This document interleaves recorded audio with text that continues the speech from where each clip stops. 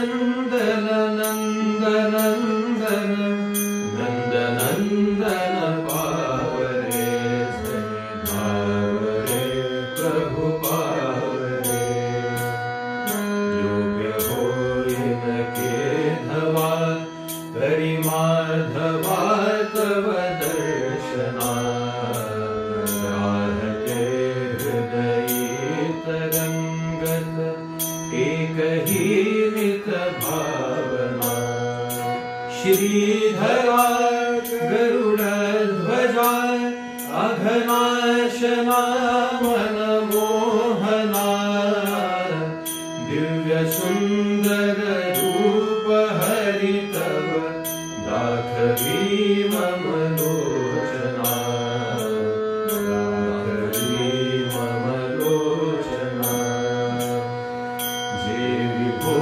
रजनी करी कुमुदा मनोहर हासवी चंचला तड़पे जये अति दीप्त जे धरि तोरवी तारकात चकाकते द्युति देत जे हुतवाहना दिव्य सुंदर रूप हरि तव दाखवी मम लोचना दाखवी मम लोचना भासते जलदात जी नलिनाथ वाग गणी छवि सागरी उमटे शिखावल कंधरे प्रतिभूषणी इंद्रनीलमणि ही जाय उड़ती प्रभो गमतोणा दिव्य सुंदर रूप हरि तव दाखवी मम लोचना दाखवी मम लोचना दिव्यता दिव मंडला दीपवो निघेत अनंतता विश्व ही कवळोनिया पुरतेच जेथील भव्यता व्यापुनी सकलास जे लवलिप्तता वरितेच ना दिव्य सुंदर रूप हरि तव दाखवी मम लोचना दाखवी मम लोचना शोभिता श्रुति प्रभवेन जेथ सरस्वती कुंठले मुनि सन्मति स्मृतिदाहिना गवसे गति इंद्रिया प्रतिलागना मन बुद्धि ही त्यजि चेतना दिव्य सुंदर रूप हरि तव दाखवी मम लोचना दाखवी मम लोचना भीष्म सायक विद्ध अर्जुन होत विह्वल संगरी मुक्त कुंतल घोषणे बहरान धीर निधेवरी शब्द मोडून धावरे निज चक्र घेऊन भीषणा दिव्य सुंदर रूप हरि तव दाखवी मम लोचना दाखवी मम लोचना वर्णिता शुक रंगले विसरे विराजन बंधना गौरांग उन्मन गात जाय यजुनी सती नवयौवना लौकिका मुकला तुका सुख मानुनी करी चिंतना दिव्य सुंदर रूप हरि तब दाखवी मम लोचना दाखवी मम लोचना खात से शबरी घरी बदरी पदा प्रतिकोलुके नाचते व्रज सुंदरी सह सारथी विजयानिके जे दलित जनी सबे करि साधत गुरु कीर्तना दिव्य सुंदर रूप हरि तब दाखवी मम लोचना दाखवी मम लोचना पद्मजा बसरी पदा जवळी जया प्रतिमोहुनी वल्लभी रमयायिथे जनरीत लौकिक सोडुनी नाउरे विषयी रुचि जरी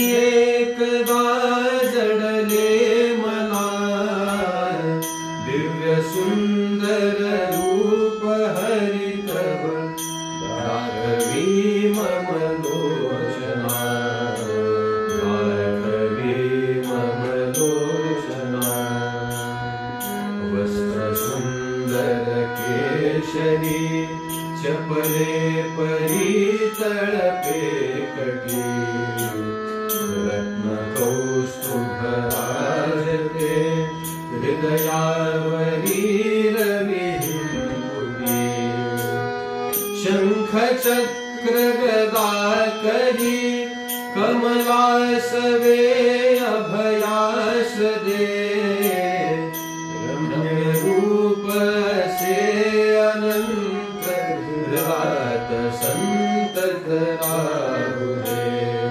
हृदात संतत राहुदे नंद नंदन नंद नंदन नंद नंदन भावरे नंद नंदन नंद नंदन नंद नंदन पावरे झणि धावरे प्रभु पावरे झणि धावरे प्रभु पावरे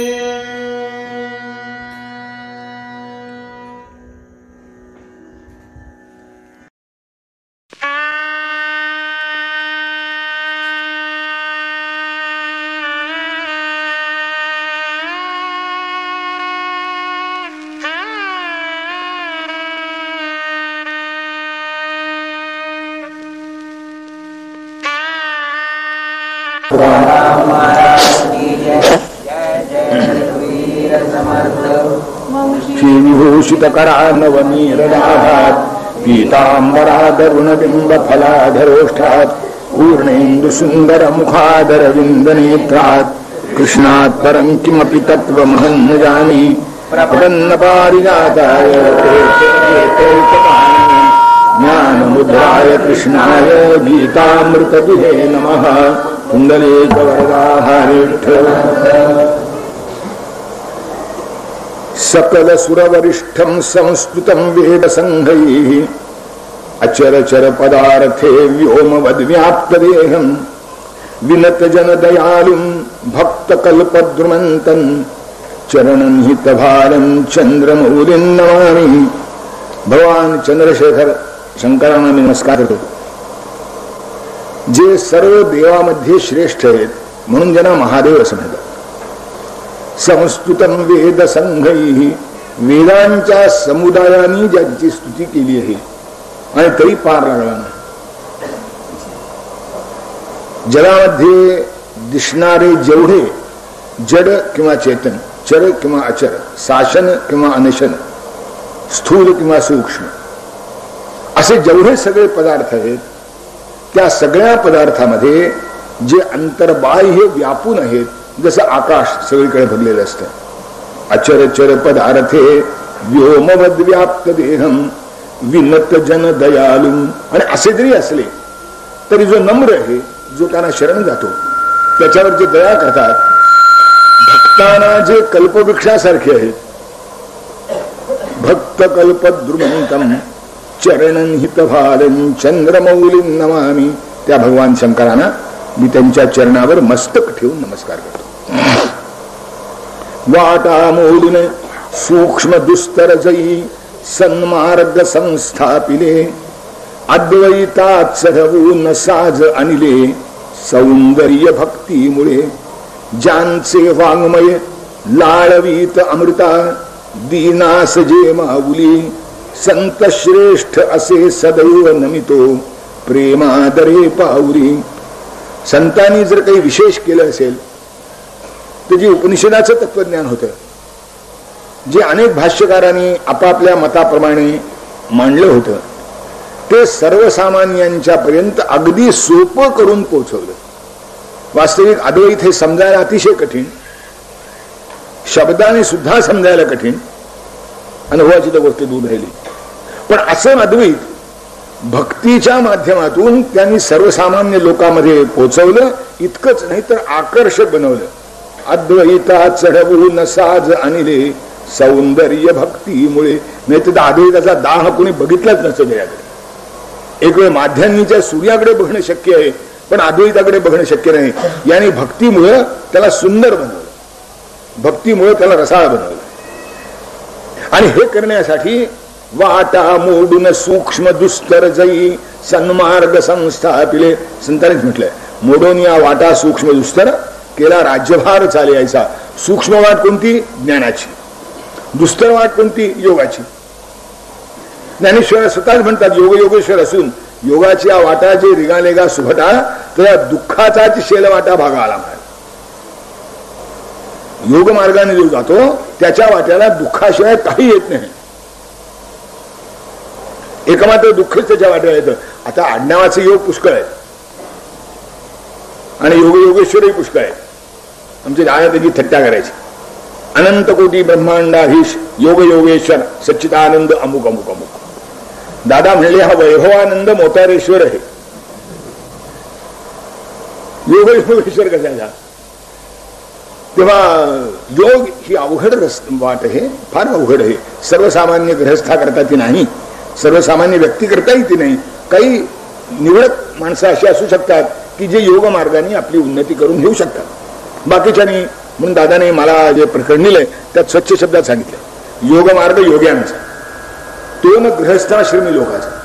परंतु तो टवाळीचा विषय मात्र करू नको. टवाळीचा विषय करू, पण आपला नमस्कार करावा बाजूला.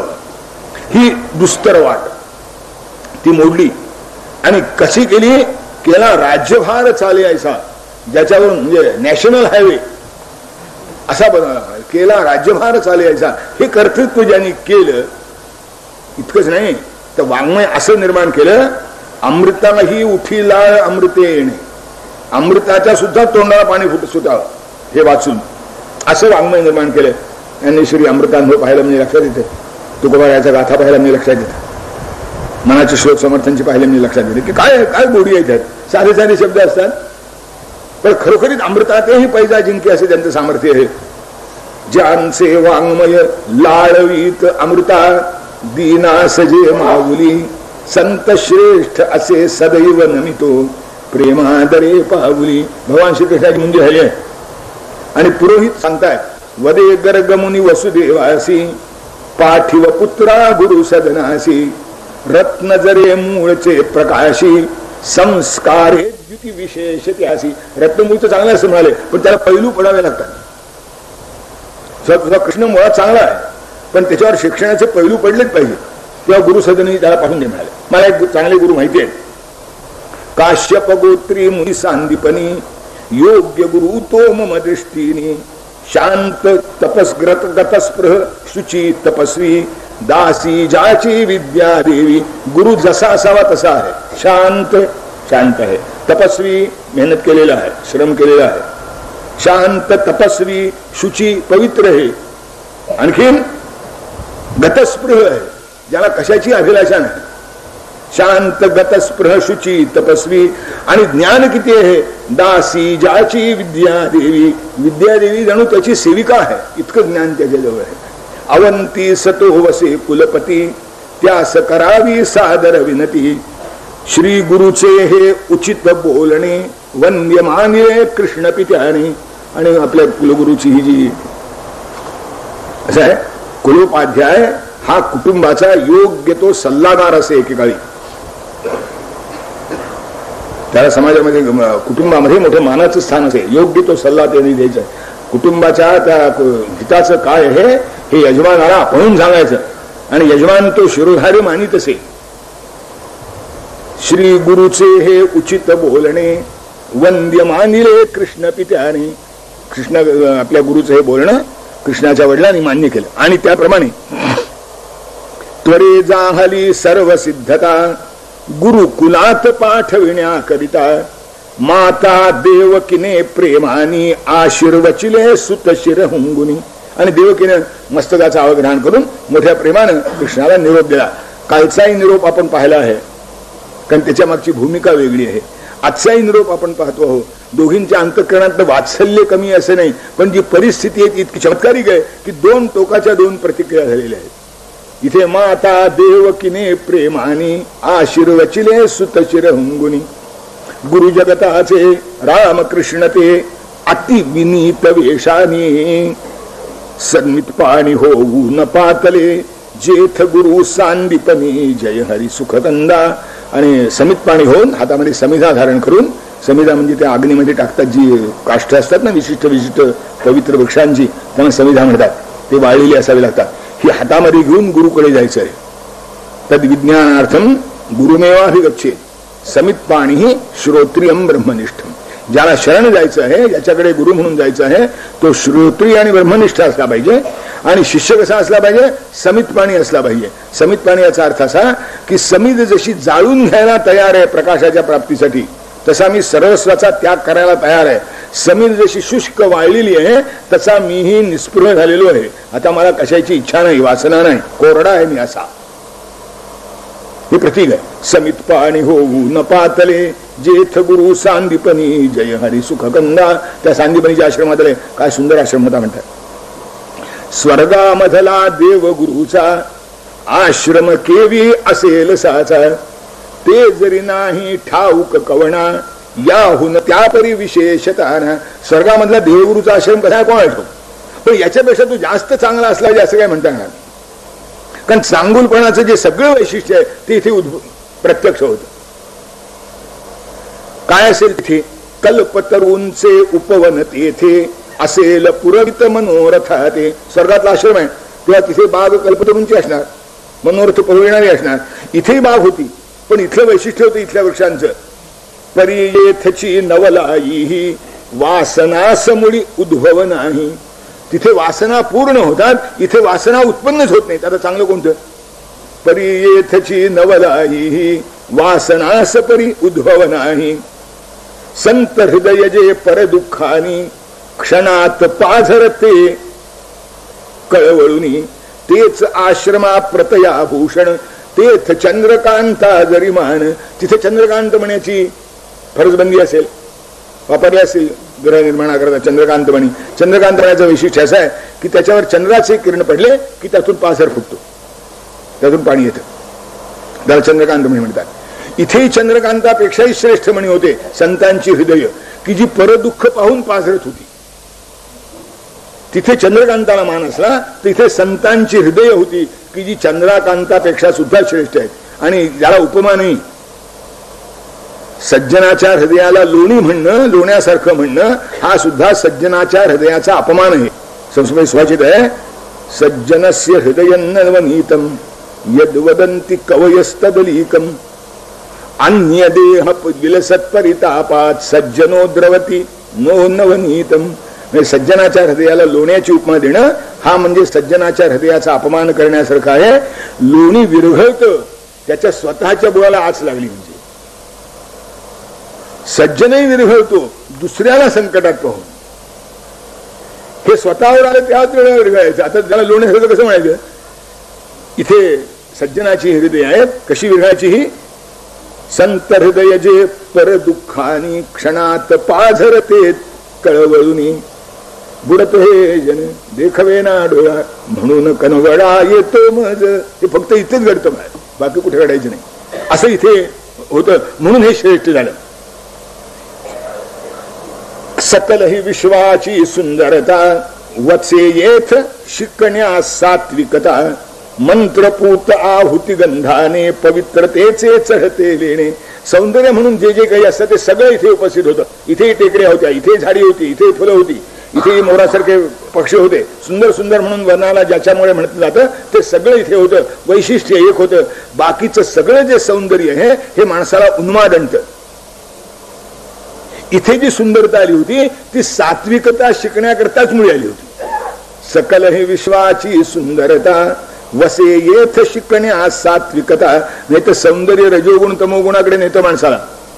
हा आपला दुर्गुण जावा आणि सौंदर्यातही सात्विकता असू शकते हे लोकांना कळावं. पण ते आपल्यालाच नाही ते लोकांना कसं सांगावं. म्हणून सौंदर्य सात्विक शिकण्याकरता इथं आलं होतं.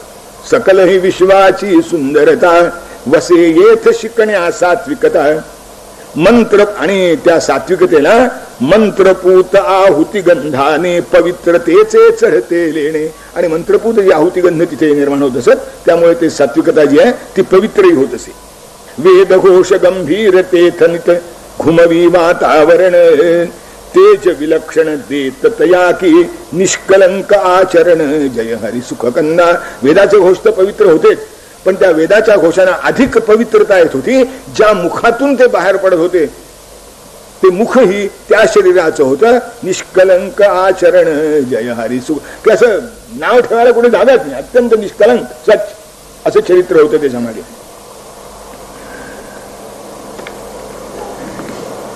उंच कडू भिडले स्वरलोका मुनी कीर्तीचे जिने जसे का विविध फुलांचा फुले ताटवा बहर जणू आला सद्भावा. वृक्ष इतके उंच उंच उंच गेले होते जणू आकाशाला भिडले होते. कशा करता. ऋषीची कीर्ती जी आहे तिला जिन्यासारखा उपयोग व्हावा म्हणून स्वर्गापर्यंत जाण्यापुरता तो वृक्ष उपयोगी पडला पाहिजे. उंच तरु भिडले सरलोका मुनी कीर्तीचे जिने जसे का विविध फुलांचा फुले ताटवा बहर जणू आला सद्भावा. सद्भावनेला बहर यावा अशी फुलं फुलली होती. सरस्वतीच्या प्रसन्न झाली आनंदाने जी खळी पडली तेच सरोवर येथ मनोहर जलात पावे स्मित रूपांत. ऋषीची ती तपस्या ती विद्वत्ता ते वैभव ते वक्तृत्व ती शिष्याविषयीची करुणा हे सगळं पाहून सरस्वतीच प्रसन्न झाली. आणि प्रसन्न झालेल्या सरस्वतीच्या गालावर खळी पडली. ती खळी इथं सरोवरात रूपांतर झाली आणि तिच्या चेहऱ्यावर जे हास्य होतं तेच त्यातलं पाणी बनलं. सरस्वतीच्या प्रसन्न गाली आनंदाने जी खळी पडली तेच येथ कासार मनोहर जलात पावे स्मित रूपांतर. पशु पक्षी उपवनात रमले जन्मजात निज वैर विसरले. सत्संगाचा वसंत अभिनव प्रेमलतेसी फुलवी पल्लव. जन्मजात वैर सत्स्वरूप विसरले होते. सापाच्या फणीखाली बेडूक विसावा लागत असे. ते शृंगेरीची स्थापना अशी झाली म्हणतात. शंकराचार्यांनी जे स्थान निवडलं ते तेवढा करता निवडलं की त्याने असं पाहिलं की साप फळा काढून बसलाय आणि त्याच्या सावलीत बेडूक विश्रांती घेतो. मोर आणि साप एकत्र राहायचे असं आहे. ससाना आणि पोपट जवळजवळ बसायचे. वाघाच्या गळ्यात हरिण पडायचं तरी वाघाने त्याला मारायचं नाही. पशुपक्षी उपवनात रमले जन्मजात निज वैर विसरले. सत्संगाचा वसंत अभिनव प्रेमलतेसी फुलवी पल्लव. छात्र नवागत शुकवचनानी पाठ विसरले घेती जाणुनी. मयूर नृत्ये रिझती वृत्ती दुजी उपाधी रंजक नवती. नवीन आलेले शिष्य छात्र विद्यार्थी आता त्यांना पाठ पुन्हा पुन्हा कसं मिळायचं. एकदा काय तरी मग गुरुन सांगायचं. आता एकदा ऐकून कुठे लक्षात राहते. आता कोणीतरी पुन्हा नवीन सांगितलं पाहिजे. नवीन कोण सांगणार. तुम्ही झाडाखाली जर बसले असले तर वर बोलणारे जे पोपट आहेत त्यांच्याकडून त्यांना नवीन पाठ मिळायचा, कारण त्या पोपटांचं सगळं पाठ झालेलं होतं ऐकून ऐकून. छात्र नवागत शुकवचनानी पाठ विसरले घेती जाणुनी. आनंदाला करमणुकीला स्थान काय एकच, मयूर नृत्ये रिझती वृत्ती दुजी उपाधी दर्शक नव्हे रंजक नव्हती. मोर जेव्हा केव्हा नृत्य करीत असे तेव्हाच फक्त करमणूक व्हायची. कोकिल जेव्हा केव्हा गात असे तेव्हाच रंजकता मिळायची. एरवी करमणुकीची साधनं त्या महाविद्यालयात नव्हती. स्टार टीव्ही नाही. दुजी कारण विद्यार्थी जीवन जे आहे ते मनोरंजनाकरता नाहीच आहे, विद्याभ्यासाकरता आहे. क्वचित ताण तणावाला तर हे एवढं, मयूर नृत्ये रिझती वृत्ती दुजी उपाधी रंजक नवती. शीततेस शांतसा विसावा वनात त्या सर्वदा असावा. अंधारा परिलवहीन ठाय पाप वसे सदहृदयी काय. त्या वनामध्ये शीतता होती पण अंधार नव्हता. सज्जनाच्या हृदयात पाप राहील कसं. शीततेस शांतसा विसावा वनात त्या सर्वदा असावा. आणि अशा रीतीने श्रुती स्मृती उपनिषदे आगम रमती विद्या सकला. जेथ तया आश्रमी हरिये भजन्या गुरुपद कमला जय हरी सुखकंदा. असा त्या अत्यंत सुंदर आश्रमामध्ये भगवान श्रीकृष्ण वेदविद्या इतर सगळ्या विद्या ग्रहण करण्याकरिता म्हणून आले. ब्रह्मपूर्णते सगुण गोजिरे शिष्य भाव की धरी आदरे. आचार्यासी तई वाटले विद्येचे तप फळास आले. आणि जेव्हा रामकृष्णांनी नमस्कार केला आणि आम्हाला विद्या घेण्याकरता शिष्य म्हणून स्वीकारा म्हटलं तेव्हा हे तर तोंडाने नुसतं बरं म्हणाले, ठीक आहे म्हणाले, पण आतून इतकी प्रसन्नता आली होती की बस म्हणाले आतापर्यंत जे विद्याध्ययनाचे कष्ट केले त्याच फळाला आले. का ब्रह्मपूर्ण जे सगुण गोजरे शिष्य भाव ते धरी आदरे.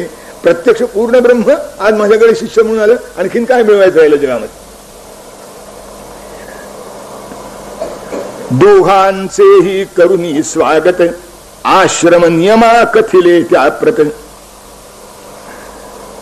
बलरामासह मग मन मोहन आरंभी विद्यार्थी जीवन. इतका आनंद झाला होता, इतका अद्भुत शिष्य मिळाला होता, पण काहीही स्पेशल नाही.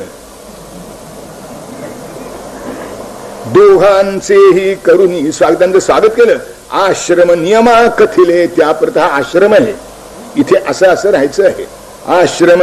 आणि यांनी तक्रार केली नाही की आम्ही कंसाला मारून आलेले आहोत, इतरांच्या सारखं आम्हाला समजता काय.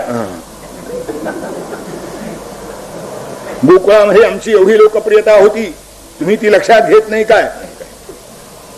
आम्ही असे पराक्रम केले नाही. आश्रम नियमा कथिले त्या प्रते. दोघांचेही करुणी स्वागत आश्रम नियमा कथिले त्या प्रते. बलरामासह मग मनमोहन आरंभी विद्यार्थी जीवन. आणि बलरामासह कृष्णाचं विद्यार्थी जीवन सुरू झालं. कसं होतं. ब्राह्म मुहूर्ती सोडून शयना शुचिरभूत करी ईश स्मरणा. समंत्र देई अर्घ्य रवीते रूप आपुले निरखुन तेथे. ब्राह्म मुहूर्तावर अंतून सोडावं. मुहूर्त म्हणजे सूर्योदयाच्या पूर्वी 3 तास काय म्हणतात ब्राह्म मुहूर्त.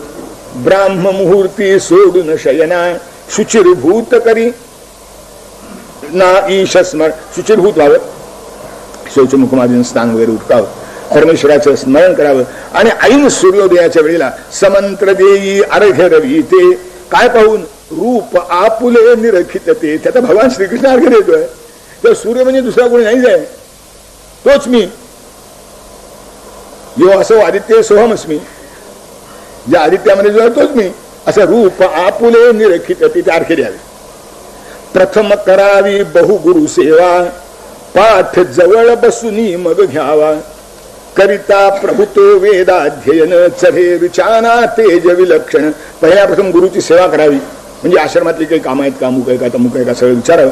सगळी योग्य ती कामं पार पडली म्हणजे मग गुरुजवळ जाऊन बसावं. महाराज काही सांगणार का असं विचारावं नम्रपणाने. विचार फरक आहे. प्रथम करावी बहुगुरु सेवा. खूप पुष्कळ सेवा करावी, नाही तर नाही पाठ नाही त्या दिवशी.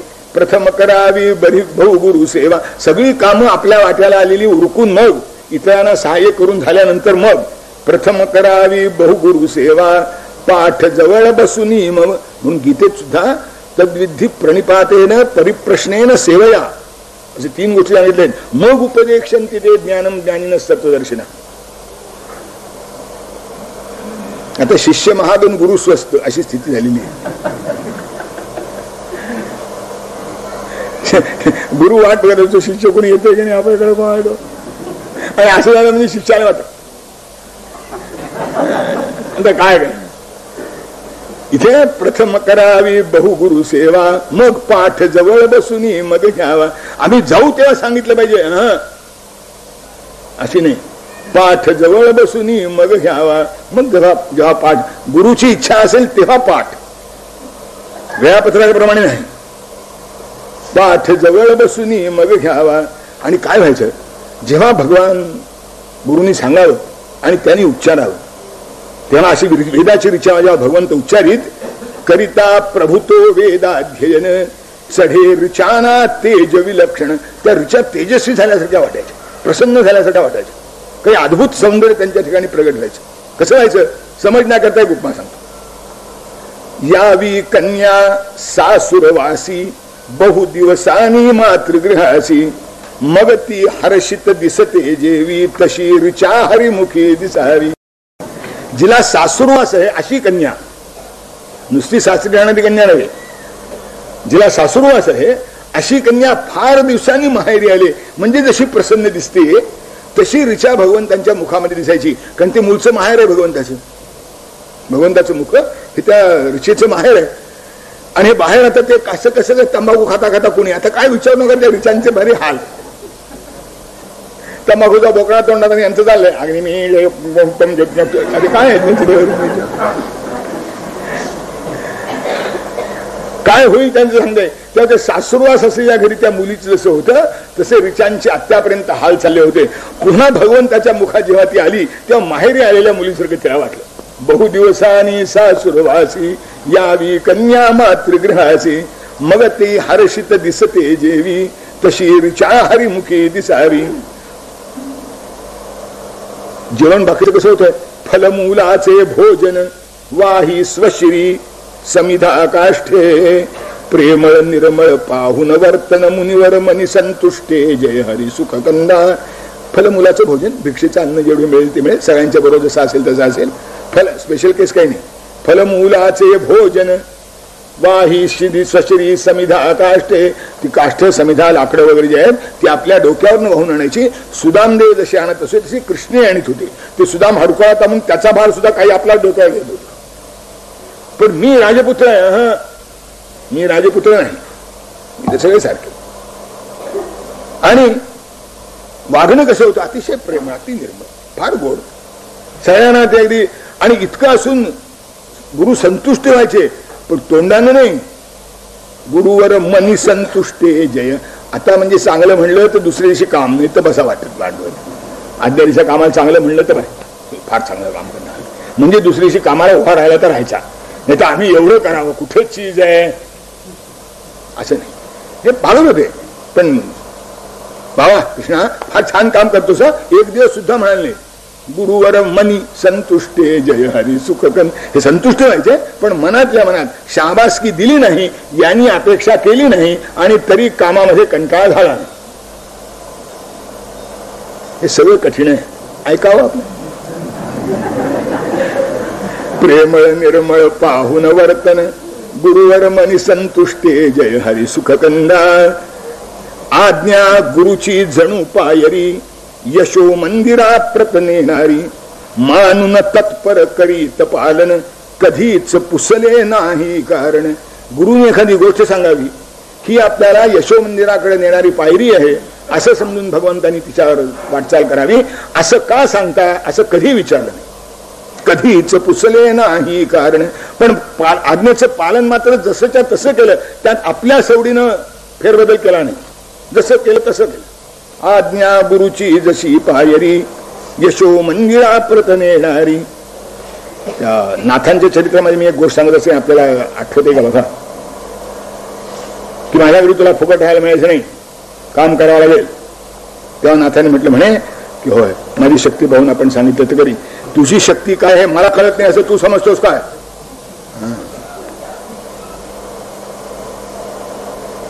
तुझी शक्ती काय आहे हे मी ठरवायचं का तू ठरवायचं? म्हणजे तू काम नको म्हणायला केव्हाही मोकळा, माझ्या शक्तीप्रमाणे नाही झालंय. सांगणारा याचा अर्थ काय होतो? सांगणारा अक्कल नाही, केवळ तो उपकार म्हणून तुमच्या पुढे नम्र आहे एवढा त्याचा अर्थ. तुम्हाला कळत काही नाही, काय करा, केस पिकले, वय जास्त आहे, चुकून परमेश्वराच्या चुकीमुळं आम्ही उशिरा जन्माला आलो, तेव्हा तुम्हाला मान दिला पाहिजे. आज्ञा गुरुची जणू पायरी, जसच्या तसं पालन यशो मंदिरा प्रत नेणारी. मानून तत्पर करीत पालन, तत्पर राहून पालन करीत होते. मानून तत्पर करीत पालन, कधीच पुसले नाही कारण. असं का मला सांगता? आता त्याला तेवढं सांगत नाही तुम्ही, मलाच का? कधीच पुसले नाही. कृष्णाने काय केलं ते सांगतो. कधीच पुसले नाही कारण. कृष्णा कधी कारण विचारलं नाही ते असं मला का सांग, आणि त्याला का सांगितलं नाही, वगैरे वगैरे. आपल्याकडे नेहमी आढळतं तसं आहे, इथे ते नव्हतं. कधीच पुसले नाही कारण, गुरुवचनावर भाव धरावा, जीवाचा जणू अमोल ठेवा. गुरुचं वचन हा जणू माझ्या जीवाचा मोठा ठेवा आहे. आता याच्यापेक्षा आणखीन श्रेष्ठ मला काही राहिलेलं नाही, काही उरलेलं नाही, सगळं आहे ते याच्यामध्ये आहे असं समजून गुरुवचनावर भाव धरावा, जीवाचा जणू अमोल ठेवा. अनन्य चित्ते ऐकत जाण, सर्वांगाचे करुणी कान. गुरु जेव्हा काही सांगत असत तेव्हा इतक्या तन्मयतेने ऐकावं की सर्वांगाचे कान करून. ज्ञानेश्वर महाराजांनी श्रोत्याची विनंती केली ना, तरी अवधान ऐकले दिजे मग सर्व सुखासी पात्र होईजे. इथे अवधानच जणू श्रीकृष्णाच्या रूपाने प्रगट झालं होतं, दक्षताच जणू श्रीकृष्णाच्या रूपाने प्रगट झाली होती, अनन्यताच जणू श्रीकृष्णाच्या रूपाने प्रगट झाली होती, सगळी जिज्ञासाच जणू श्रीकृष्णाच्या रूपाने प्रगट झाली होती. गुरुवचनावर भाव धरावा, जीवाचा जणू अमोल ठेवा. अनन्य चित्ते ऐकत जाण, सर्वांगाचे करुणी का. गोष्टी मोठ्या विलक्षण असतात.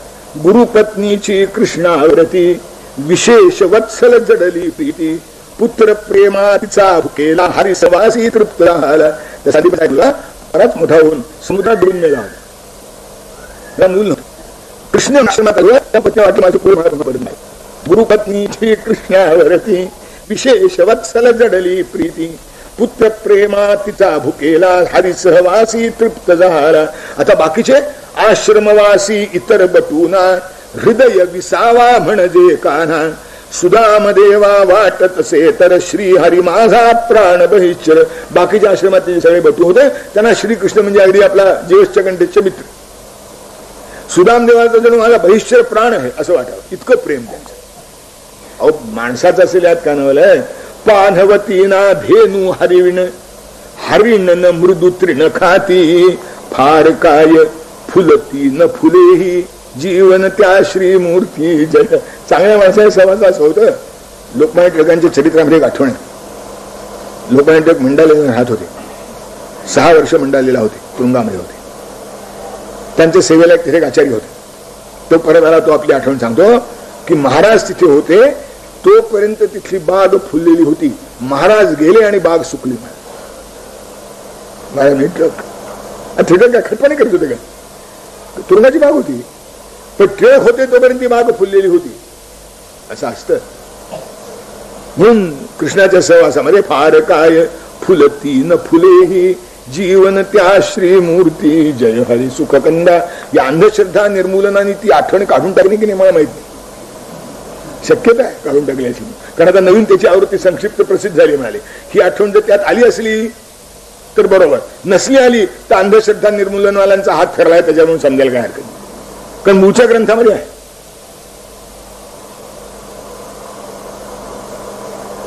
आता विद्येचं कसं झालं? स्वच्छ दर्पणी बिंब पडावे, रत्नासी निज तेज चढावे. शशी प्रति पौर्णिमा मिळावी, हरीस आल्या विद्या देवी. भगवंता विद्या आली, आरशात प्रतिबिंब पडावं तशी विद्या आली. भगवान म्हणजे आरसा, गुरु म्हणजे प्रतिबिंब. गुरुनी समोर सांगावं ते आरशात जसं प्रतिबिंब उमटतं तसं श्रीकृष्णाच्या जवळ ती विद्या प्रगट व्हावी. परमेशाच्या ज्ञानी साची, शास्त्रे का भर पडावयाची. उलट हरीच्या रसना मात्रे, तदा उजळली सकल ही शास्त्रे. तर शास्त्रामध्ये जर कुठे काही कोणी उभा राहिले असल्या चुकून तर त्या दुरुस्त झाल्या. श्रीकृष्ण कारण शिष्य सगळ्या योग्यतेचा होता. त्या मीमांसेमध्ये कसे प्रकरण आहे म्हणून चांगलं प्रकरण आहे. ते मंडन विषयाचे कुमारी भट्टाचे 3 शिष्य होते. एक मंडन, एक मुरारी आणि एक प्रभाकर. तो मंडन आज्ञाधारक होता. हा मुरारी होता तो विक्षिप्त होता, तो काहीतरी भलतच सांगायचा. आणि प्रभाकर अतिशय तीक्ष्ण बुद्धीचा होता. गुरुला कुठं अडवतो याच्यावरच दृष्टी त्याची. अर्थात बुद्धिमान असल्यामुळं दुष्टपणाने नाही. गुरूंचं तिघावे प्रेम होतं. एकदा विषय शिकवताना असं झालं म्हणे की एक शब्द आला आणि ते वाक्य अडलं. वाक्य असं होतं अत्रापि नोक्तम तत्र तु नोक्तम अत्र पौनरुक्ते. सरळ दिसायला अर्थ असा होतो अत्र अपि न उक्तम म्हणजे इथेही सांगितलं नाही, तत्र तु नोक्तम तिथे तर सांगितलं नाहीच, आणि अत्र पौनरुक्तम तरी पुनरुक्ती झाली आहे. आता हे काय लक्षात येईल. गुरुजी सरळ होते ते म्हणजे बाळानो आज काही माझ्या लक्षात येत नाही, हे काहीतरी अवघड प्रकरण आहे, विचार करतो आणि उद्या सांगतो. हे प्रभाकर होता. उद्या काय सांगतो म्हणला त्या शब्दातच आहे, तुम्ही पदच्छेद नीट केला नाही. अरे अत्र अपिना उक्तम तत्र तुना उक्तम आता पौनरुक्तम. इथे अपि शब्दानं सांगितले तिथे तू शब्दानं सांगितलंय म्हणून पुनरुक्ती झाली. हे म्हणजे गुरु आहे बाबा, जे मला कळलं नाही ते तुला कळलं. उलट हरीच्या रसना मात्रे कदा उजळली सकल ही शास्त्रे. जर असं कुठं आणल्यासारखं झालं असेल तर तेच उजळून गेलं भगवंताच्या शिकण्यामुळे. शिकायला वेळ किती लागला? फार दिवस नाही. अंगासह वेदा कुंभोद्भव मुनी महासागरा श्रुतीशास्त्राचा तसा पसारा आत्मसात केला लिलेने तेथ अल्पकाळात हरीने. त्या अगस्तीनं समुद्राचं प्राशन करावं नाही, त्याने 3 आचमनात केलं म्हणे. तसं भगवंताने तो सगळा विद्यासागर आचमनाने प्राशन केल्यासारखा केला.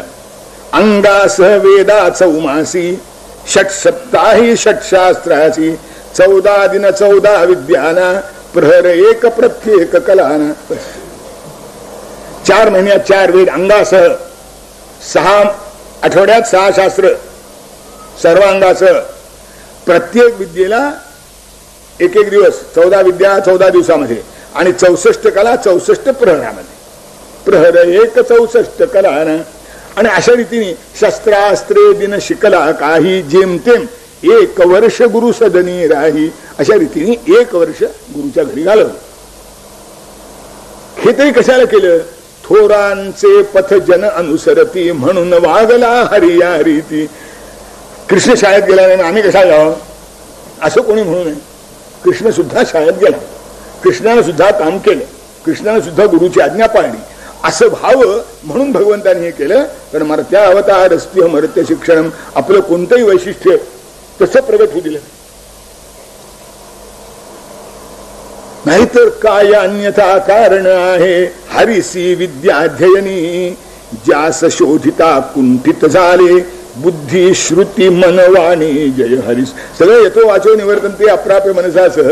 आता इथं काय व्हायचं होतं, पण लोकांना मार्गदर्शन झालं पाहिजे म्हणून भगवान असं वागले. समाप्त होता विद्याध्ययन प्रेमे वंदुन गुरुचे चरण वदत हरी बहु विनम्र भावी काय दक्षिणा मी अर्पावी. विद्याध्ययन समाप्त झालं, त्याने हात जोडले. महाराज गुरुदक्षिणा दिल्याशिवाय बाहेर पडू नये असं शास्त्र सांगतं. मी आपल्याला काय अर्पण करावं? खरं म्हणजे असं मी म्हणणं सुद्धा चुकीचं आहे. जरी तनु मन धन सन सर्वस्वा धनी असा आपण गुरुदेवा अपांपती ही असुनी सागर सरिजनाचा घे उपहार. माझं सर्वस्व आपलंच आहे, पण तरी सुद्धा आपण सांगितलं तर बरं होईल. ज्याप्रमाणे समुद्राला अपांपती म्हणतात, अपांपती म्हणजे पाण्याचा स्वामी, तरी सुद्धा नदीनं आणलेलं पाणी समुद्र घेतो की नाही. सरिजलाचा घे उपहार, तसं मी दिलेलं आपण स्वीकारावं अशी माझी विनंती आहे. तेव्हा गुरुला आज भरून आलं, जे इतकं साचलं होतं. गुरुवर मनी संतुष्टे जय हरी सुखनंद. तो मनातला जो संतोष होता तो आज प्रगट झाला. वसुदेवात्मज धरुनी हृदयी प्रेम भरे वदले सांदीपणी काय दक्षिणा आणि कद्यावी श्री हरी गुरु ही दिधली पदवी.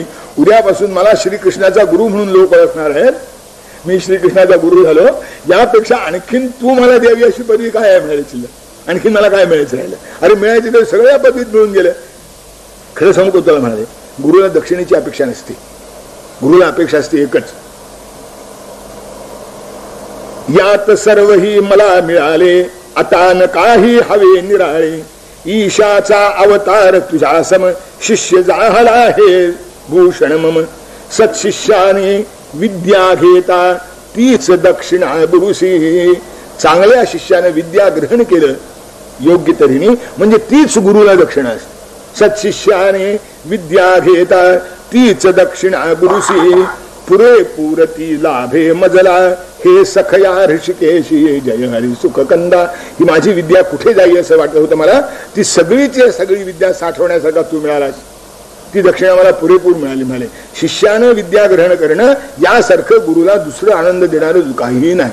आणि ती सगळ्यात मोठी दक्षिणा ती दिलीस तू. पुष्कळ झालं. हरी निरोपा घेत ऐकता त्वरे तेच आली गुरुमाता. आणि वदत असे ती करुण वत्सला खरेच का हरी घरी निघाला. कृष्ण खरेच निघाला.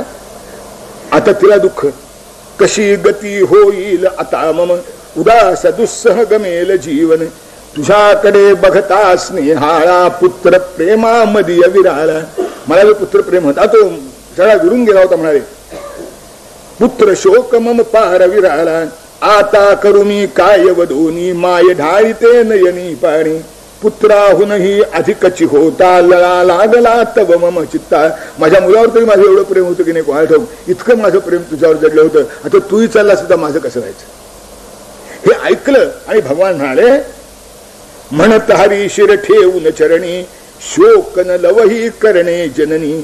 तुम्हा उभयतांच्या सेवेची संधी मजही मिळाली साची. तुमच्या उभयताची सेवा करण्याची संधी मिळाली. म्हणाली मला मृत पुत्रा तव परत आणि तो माते मी तुझ पाशी. हीच दक्षिणा सादर माझी समजा गुरुचरणासी जय हरी सुख कंदा.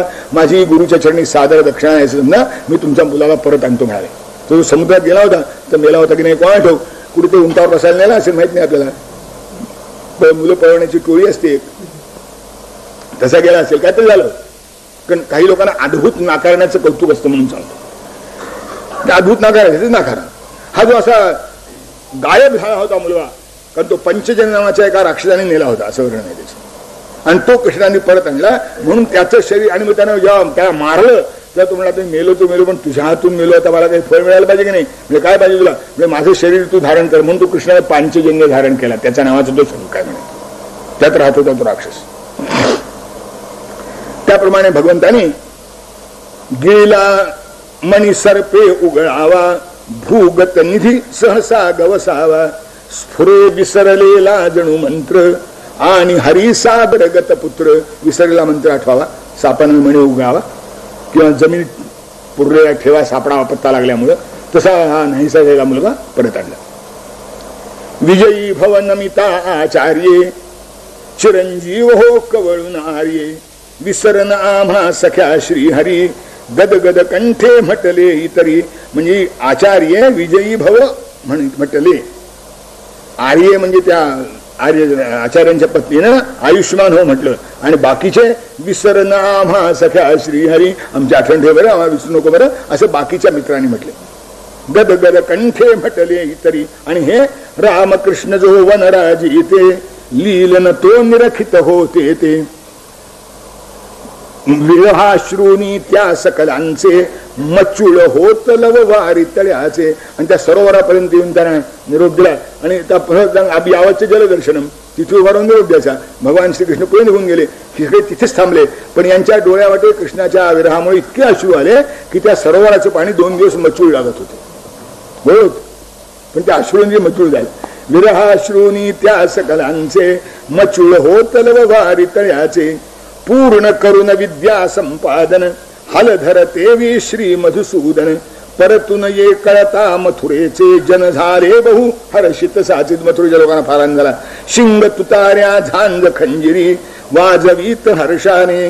समोर येती जनग जन गरजित उधळीत गुलाल सुमने जय हरी सुख कंदा. लोकांनी मोठे स्वागत केलं. शिंग तुतार्या वाजवल्या गुलाल फुलं उधळली. पुढती शृंगारित शुभ गजवर रंगित ज्यांच्या सोंडा सुंदर. करिता ती ध्वनी सुवर्ण घंटा रत्नमालिका रुळती कंठ. हाती मिरवत होते. औक्षण केले सुवासिनी का शीला रक्षक या अभिमानी. तारक पालक हरी स्वभावे वंदन करीती पुरजन भावे. लोकांनी आपापल्या भावांना आपापल्या व्यक्त केल्या. अनेक प्रकारांनी स्वागत झालं भगवंताचं.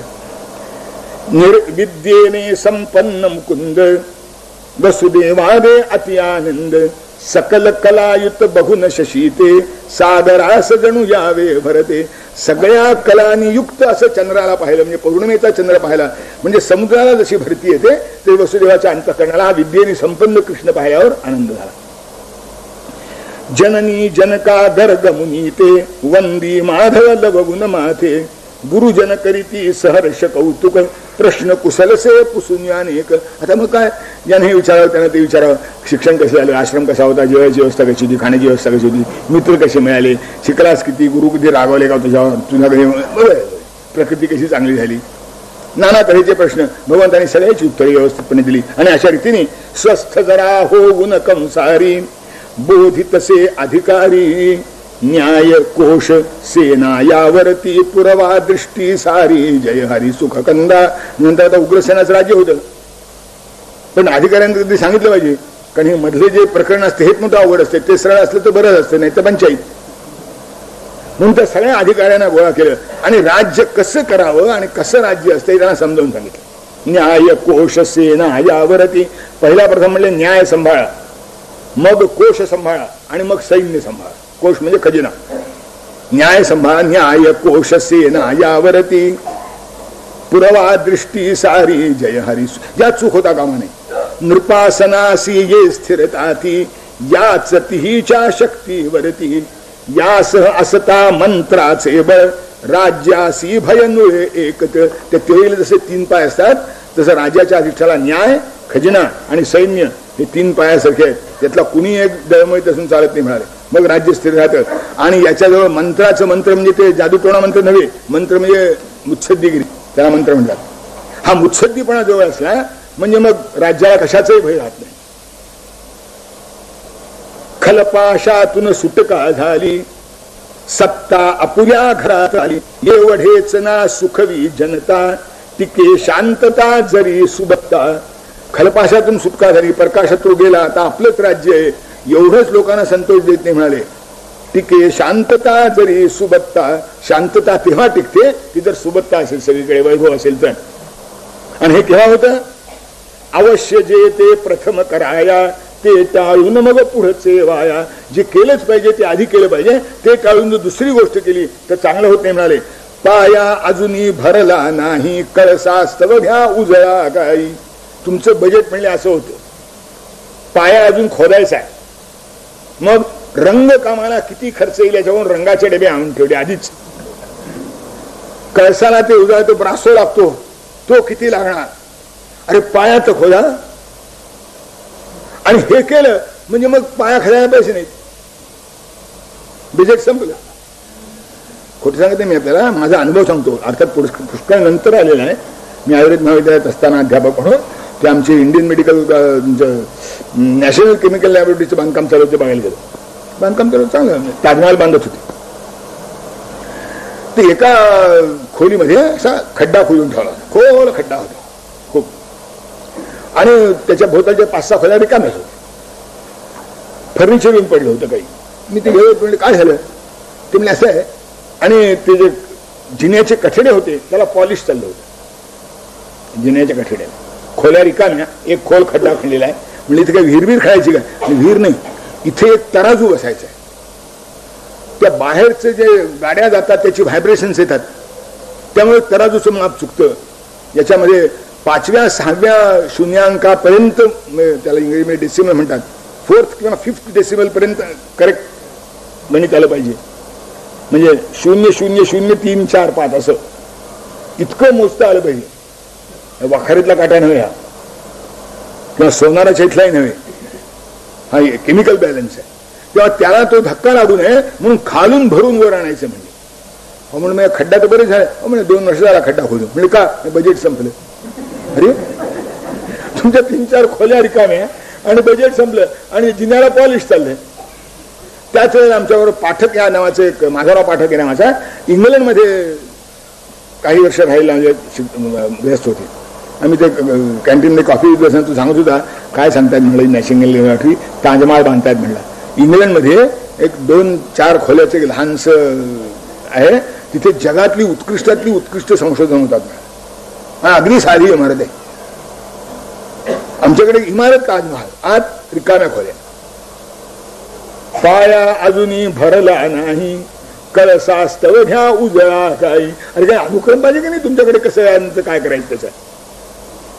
यास्तव सावधता बहुरावी, हय गय लवही कुठे हवय गय लवही कुठे नसावी, अशी रीत लावून राज्यासी बनविले आदर्श तयासी. अशा रीतीने राज्याला शिस्त लावली आणि राज्य चांगलं चालू लागलं. इतक्यात उसने घेल्या जामाताचे मर्दुनिया कृष्णास, मथुरेवरती गीत चालुनी जरासंध मगधेश जय हरी सुख कंस त्याचा जावई जरासंधाचा. अस्ती आणि प्रीती नावाच्या 2 त्याच्या मुली कंसाला दिलेल्या होत्या. आता आपल्या जावयाचं उष्ण घेण्याकरता म्हणून जरासंध प्रचंड सैन्य घेऊन मथुरेवर चालून आला. सर्वे घेऊनी अगणित सेना, रथी पदाती अश्व गजाना, सुसज्ज सकल ही शस्त्रास्त्रानी, कुवासना जणू मदकामानी. आधी कुवासना आणि मग त्याच्यावर मदकाम, तशी सगळी शस्त्रास्त्रे त्या सेनेच्या हातामध्ये होती. वादळात सापडता नौका, लाटांचावर बसे तडाखा, सेनाघात तसे वरचेवर, कंस सासरा करी मथुरेवर. सूड बुद्धीने भरला साचा, रणोत्साह उन्मत्त तयाचा, विषय माखलेली तरवार, तशीच ती तद्वृत्ती भयंकर. विषानं माखलेली तरवार असावी तसं सुडाने पेटलेला हा जरासंध थोडा भयंकर होता. रागाचे सोडित सुस्कारे, जरासंध गरजत हाणारे, जसा कढतशा धुमा ओकत, अग्निमुखी गडगडतो पर्वत. तो ज्वालामुखी पर्वत जसा गडगडतो त्याच्यातून धूर ज्वाळा बाहेर पडतात, तसा याचे संताप बाहेर पडत होता. रामकृष्ण हे सुसज्ज झाले, येता ते परचक्र, रक्षण करिता हरी असल्यावर, होतन रोमही वक्र जय हरी सुखकंदा. आता भगवान पाठीचे आहे. भगवान रणावर निघाले म्हणल्याबरोबर यांचे स्वर्गामधले जे खास आयुध होती, 2 दिव्य रथ हरिसेवेस्तव, अवतरले मणिभूषत अभिनव, ध्वज गरुडांकित एकावरती, चढे तयावरती श्रीमूर्ती, नील शरीरी सुवर्ण वसने, मेघ खुले जणू कोमल किरणे, शारंग शरासन शोभत हाता, पाठीवरती लटके भाता, होऊन वीर श्री संचार, उग्रपणा लवनसे मुखावर, सुवर्ण कितीही जरी तापले, तप्त लोह सम कधी का दिसले. प्रयोग करून बघायला हरकत नाही. तापलेलं तांबडं लाल झालेलं लोखंड आणि तांबडं लाल झालेलं सोन्याचा काम, दोघांच्या सौंदर्यात फरक दिसतो. हे रागावले होते पण सोनं तापल्यावर जसं दिसते तसे दिसत होते. होऊन वीर श्री संचार, उग्रपणा नसलवे नवनसे मुखावर, ताल तरूचे चित्र, यांच्यावर ताडाचं चिन्ह होतं दगांदाराच्या निशाणावर. ताल तरूचे चित्र जयावर, राम बसे हल मुसल गदाधर, अबद्ध मंत्रे भैरव खवळे, तसे उग्रपण धारण केले. ते अबद्ध मंत्र म्हणते म्हणजे भैरव खवळतो म्हणतात, त्याप्रमाणे संतापलेले होते. तसे उग्रपण धारण केले. बघून तया समरात कोपला, जरासंध निज चित्ती, धावत येऊन म्हणे हरीसी, धनुधरीसी का हाती जय हरी सुखकंदा. आणि जरासंध समोर धावत आला. समोर पाहिला तर कृष्ण. आता त्याच्या सगळ्याच कल्पना बदलून गेल्या. त्याला वाटलं त्या मल्लाला मारणारा, त्या कुवल्या पिढाला मारणारा, कंसाला ठार मारणारा कोणीतरी धिप्पाळ पुरुष असला पाहिजे 6.5 फूट उंच. हे कोळपोर 16-17 वर्षाचे. अरे तो म्हणतो पिळता अधरा दूध निघावे, त्या तुझ सहकामी झुंजावे, जा घरी मुलीसी खेळत बस जा. ही रासक्रीडे टोपणी. घरी मुलीसी खेळत बस जा, मज पुढती नच दावी गमजा, कपट करोनी आपुला मामा, वधिलासी तू स्वकरे अधमा, क्षणहीन थांबावे मज पुढती, जीवाची जर असली प्रीती. भगवान काय म्हणाले, वदे हरी उपहासून त्याते, बाण रहित तव दिसती भाते. म्हणजे भातात बाण दिसत नाही तुमच्या, रिकामे दिसत म्हणजे भात म्हणजे का नाही. म्हणजे असं आहे, भातात जर बाण असते तर जी बोलवळली नसती. बाण रहित तव दिसती भाते, करी न बोलत बल असतामा खण खण तो बघ कुंभ रिकामा. रिकामा मडकं असतं. खण खण तो बघ कुंभ रिकामा. सहन झाले वच असुराते खवळून चावी निज अधराते. शरागाने शत शत फेकीशर सेना ही करीवर शहरीवर. शूल परिघ तोमर खडगांची छुरिका बहुमुख शिली मुखांची. भीड झाली एकच सहसा श्याम दिसे मेघावृत रविसा. आणि मेघाने आवृत झालेला मेघ सूर्य जसा दिसावा तसे त्या शस्त्रास्त्रांच्या मारामध्ये भगवान एक क्षणभर झाकल्या गेल्यासारखे जाईल. पण परिणच पिकला शोक पळावर मथुरा नर नारींचा.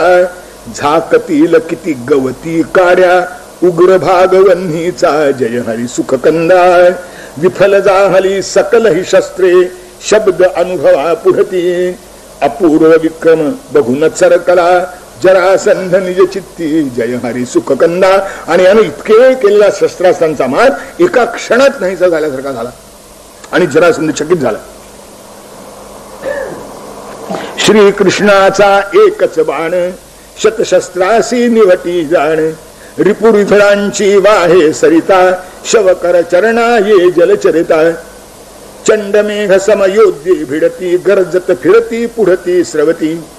शस्त्रे चमकुन शस्त्रे शतकुन चमके चपला. रुधिरन जणू जलवर्ष जहाला. घायाळांचे ते चित्कार वीरांचे हुंकार भयंकर. मांजरच आहे ना.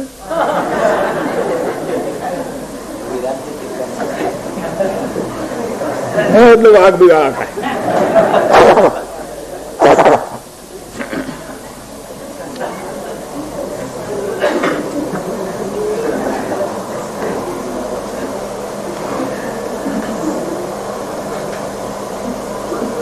घायाळांचे ते चित्कार वीरांचे हुंकार भयंकर. गरज घोर हो एकच साचा तये तडकला घुमट नभाचा. प्रेतांचा खच पडे चहूकरे फिरू लागली नभी गिधारे.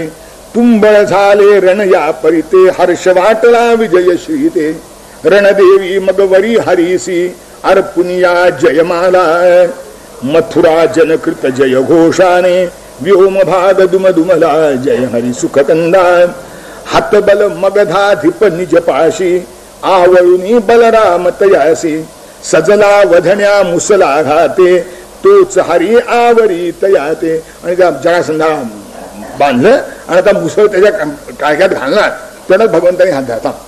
आताच याचा वधन करावा रामवदे उपहासून वावा. अवध्य वधिता अघजे जोडे वध्य सोडिता ते नच थोडे. म्हणजे असं आहे तुमचं ते नवीन बावट कायदा नाही मिळेल उपयोग असा. अवध्य माणसाला मारलं असताना तेच पाप लागतं जे वध्य माणसाला असताना सोडलं ते लागतं. त्या 100 अपराधी सुटले तरी चालतील पण एक निरपराधाला शिक्षा होऊ नये हा बावळटपणा मिळाले. 99 पण शिक्षा लागते त्याला. असं नाही होता मला. या कसं सोडायला सांगतोस म्हणाल. यानं किती अपराध केले. आता असं आहे काही गोष्टी सभेत बोलता येत नाही. कॉन्फिडेन्शियल म्हणजे आपल्या लोकसभेचं कॉन्फिडेन्शियल सगळं हे ते आदल्या दिवशी वर्तमानपत्रात येतं दुसऱ्या दिवशी सांगतात गुप्त आहे. पण राजनीती कुशलांचे हेतू प्रगटन वदता येती परंतु. परिणमानिले श्रीहरिने ते सोडून दिधले जरा सुताते. जया अवकळा विशेष आली असुर असा मुख घालून खाली. परते पाऊन घोर निराशा जळत सर्पसा अक्करमाशा. तो अक्करमाशा सामसा जळफळतो तसा जरासंध जळफळत परत आला. त्वरित जमवून खल जनसेना पुनरपि करीत चढाई. ठेच लागली तरीही मूर्खा येत नसे चतुराई. जय हरी सुख कंदा. पुढच्या ठेच मागचा शहाणा तो शहाणा. स्वतः ठेच लागल्यावर शहाणा होतो तो मध्यम. आणि ठेच लागली तरी शहाणा होत नाही त्याला काय म्हणतात महामूर्ख. ठेच लागली तरीही मूर्खा येत. आणि त्याच्यावर काही असतात ठेच लागल्यावर असं लाग पुन्हा पुन्हा आता त्याला काय हे त्यातली होती. ठेच लागली तरीही मूर्खा येत नसे चतुराई. जय हरी सुख. असं सगळं नाही मी माझ्या एका मित्राला खरंच पाहिलं, त्याच्या घराचं दार होतं जरा ठेन आणि हा होता उंच. त्याला काहीतरी गडबडीत ती चौकट लागली, त्याला चौकट लागली, याला लागला, पुन्हा परत येताना लागली, लाग म्हणलाय नक्की केला तिला. मी त्याला 17 मागं ओढलं, म्हणलं त्या चौकटीचं काय बिघडणार आहे, तुझं डोकं फुटलं म्हणजे पंचायत होईल. ठेच लागली तरीही मूर्खा येत नसे चतुराई, जय हरी सुखकंदा गिरीशिखरावर कितीही वेळा मेघ वादळास ओसळला, तरी लागत त्यासी चरडावे मगधपतीचे तसेच व्हावे, घेई अपयश वारंवार करावया हलका भूभार, कधी हे उपकार म्हणावे अधमातही चांगले बघावे. पुन्हा पुन्हा येऊन जणू ठीक आहे तेवढी दुष्टांची संख्या कमी झाली.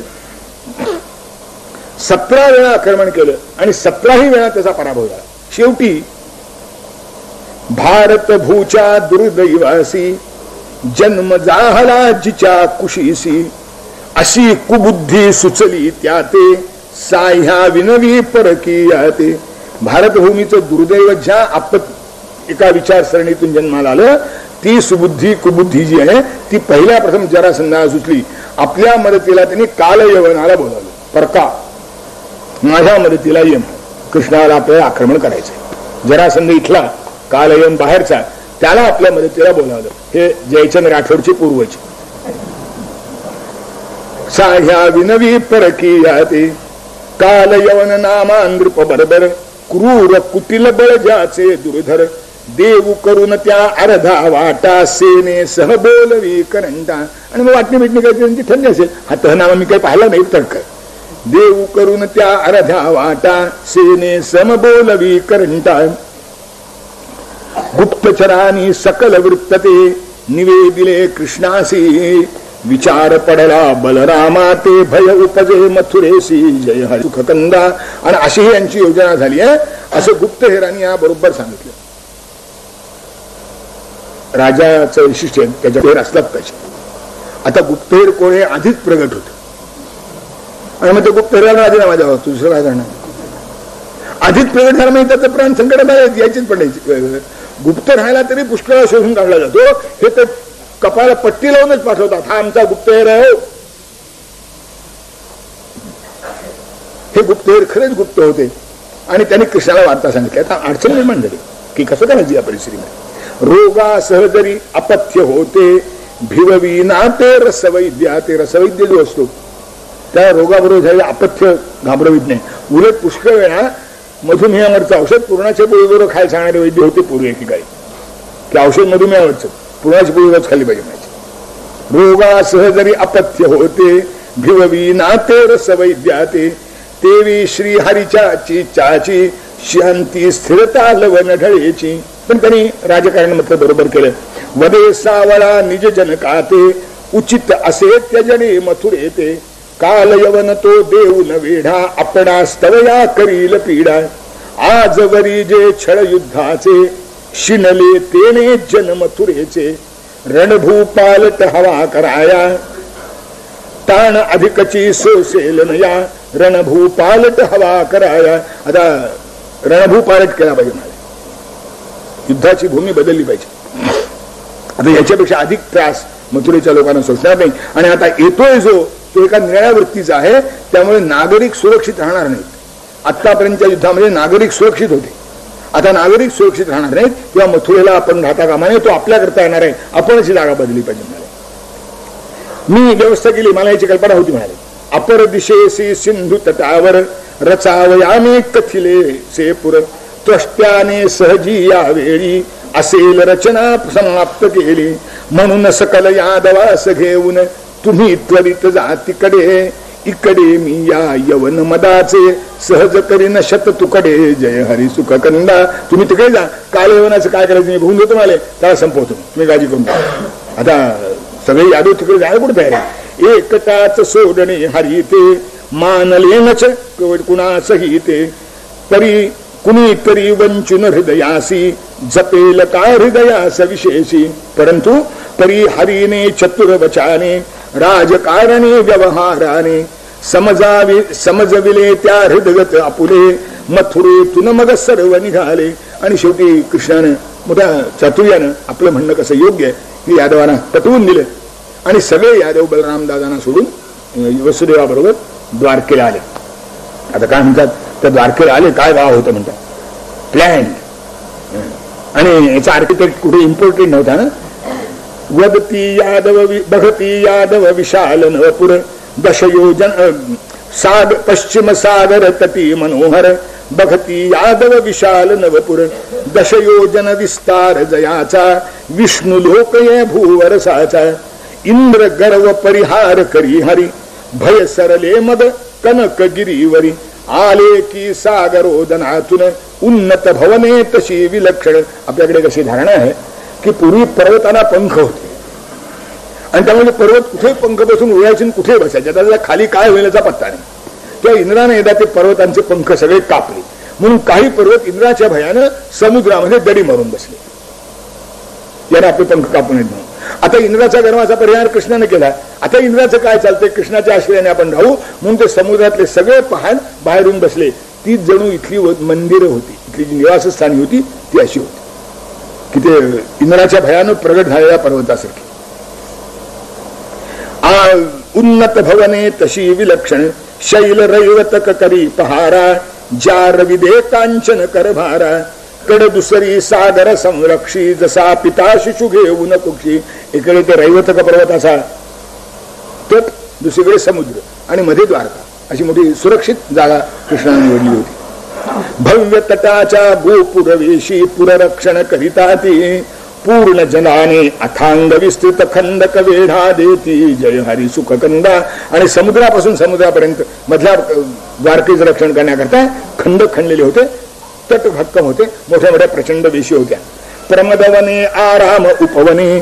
बहरा आली सुफले सुमने. द्राक्षे दाडिम रसाल पेरू.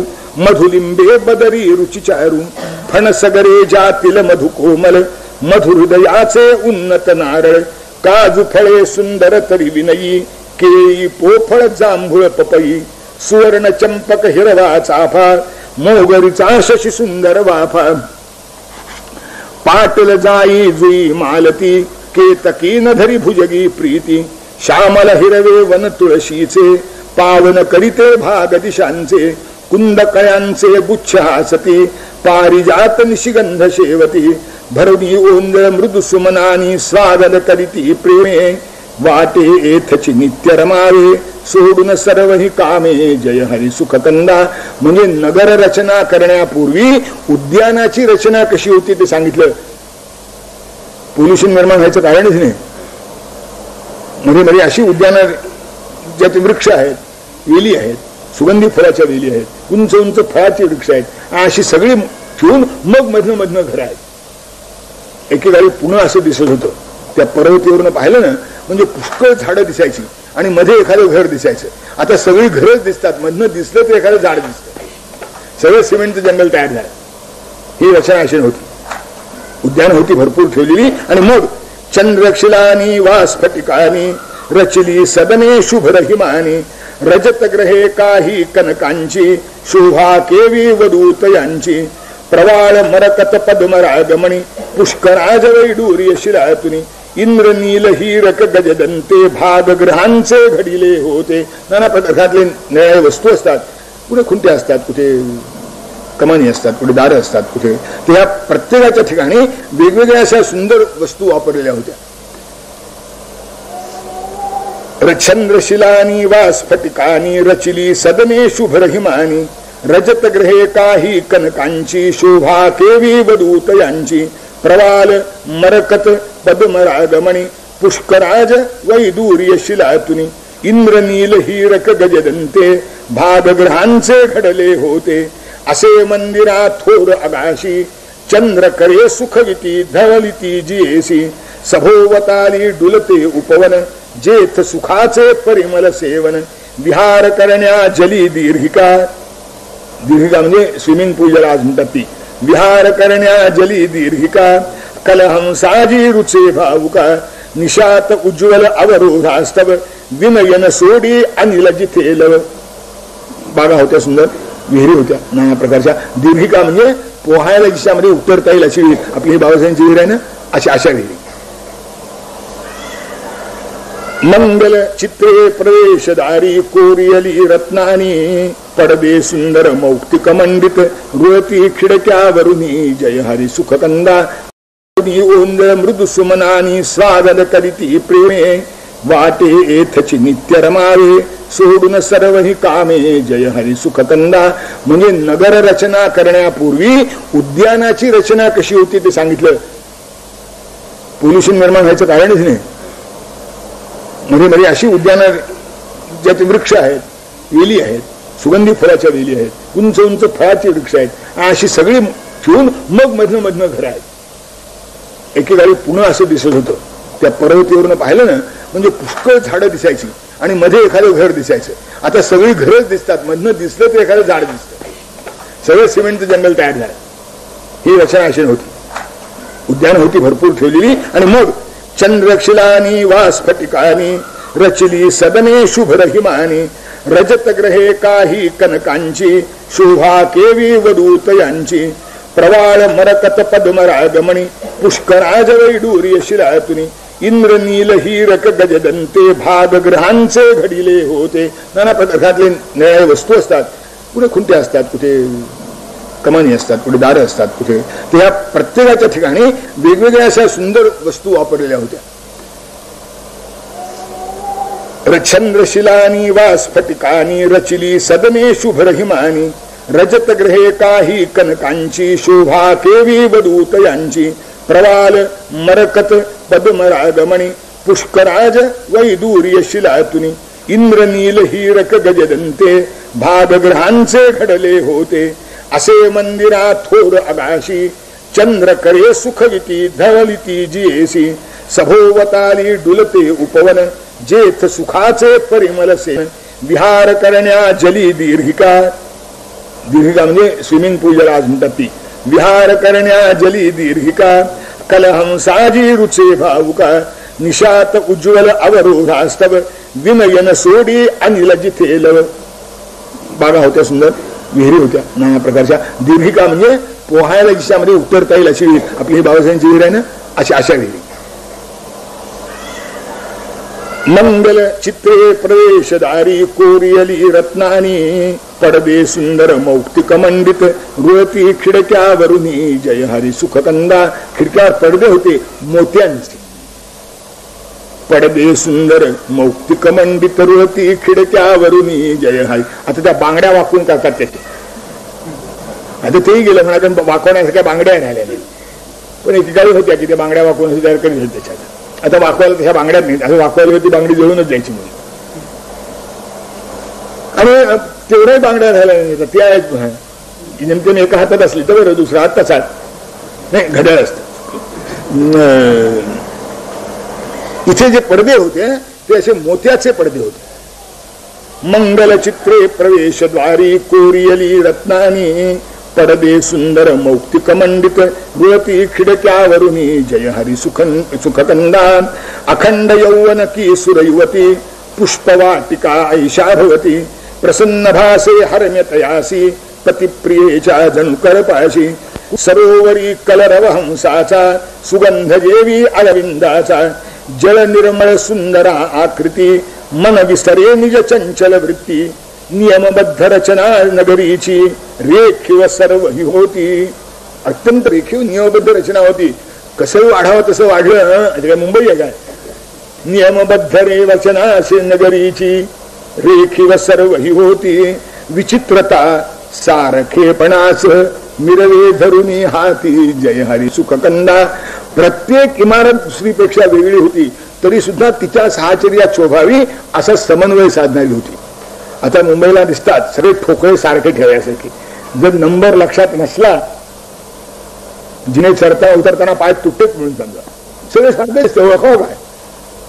हे इथे विचित्रता सारखेपणा असं लक्षात ठेवायला सोपं आणि एकमेकात हे जरी विसंगतही वाटू नये असं सुसंगत वाटावं अशी प्रत्येक नगरीची रचना होती. मी हे जे सांगतो आपल्याला की केवळ काल्पनिक वर्णन नाही, जुनी जे शिल्पशास्त्रावरच्या संहिता आपण पाहिल्यात, विश्वकर्मा संहिता किंवा अगस्त्य संहितेसारख्या, तर त्यात नगर रचना कशी असावी, ग्रहरचना कशी असावी याची कोष्टक दिलेली आहे. त्याच्यावरून लक्षात दिलं. सुरेख सम विस्तृत रुजू वीथी, वीथी म्हणजे रस्ते कसे होते, सुरेख सम विस्तृत रुजू वीथी, सुरेख होत्या, समतल होत्या, सरळ होत्या आणि विशाल होत्या. म्हणजे पुन्हा रस्ता रुंदीचा प्रश्न कधी उत्पन्न होऊ नये, आधीच रुंद होते रस्ते.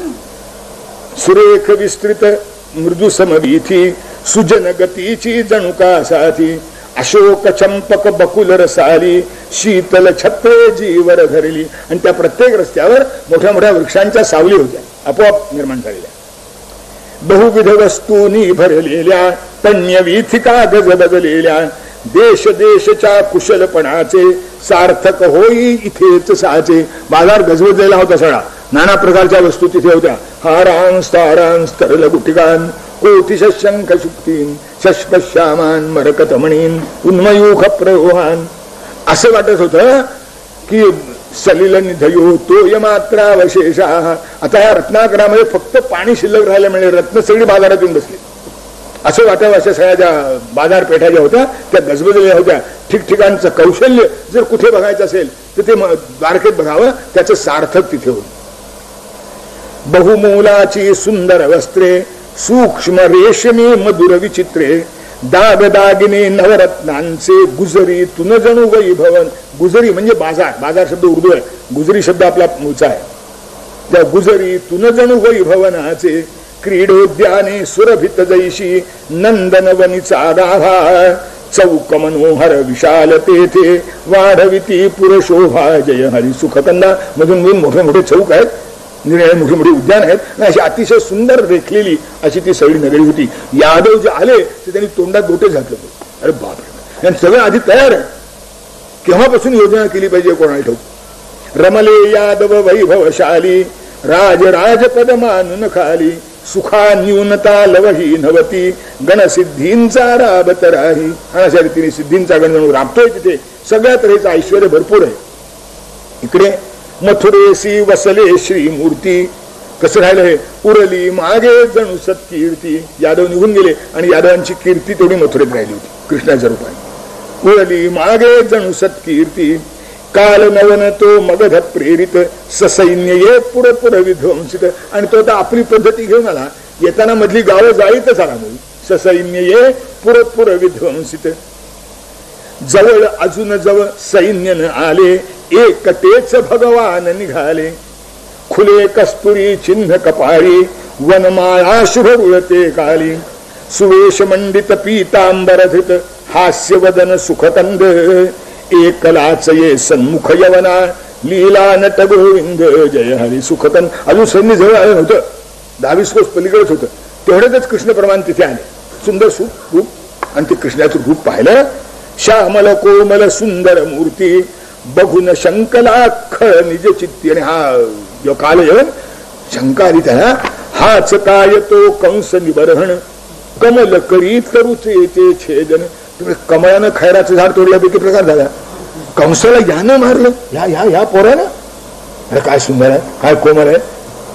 पुष्पाहूनही कोमल काया, हातन उचले वार कराया.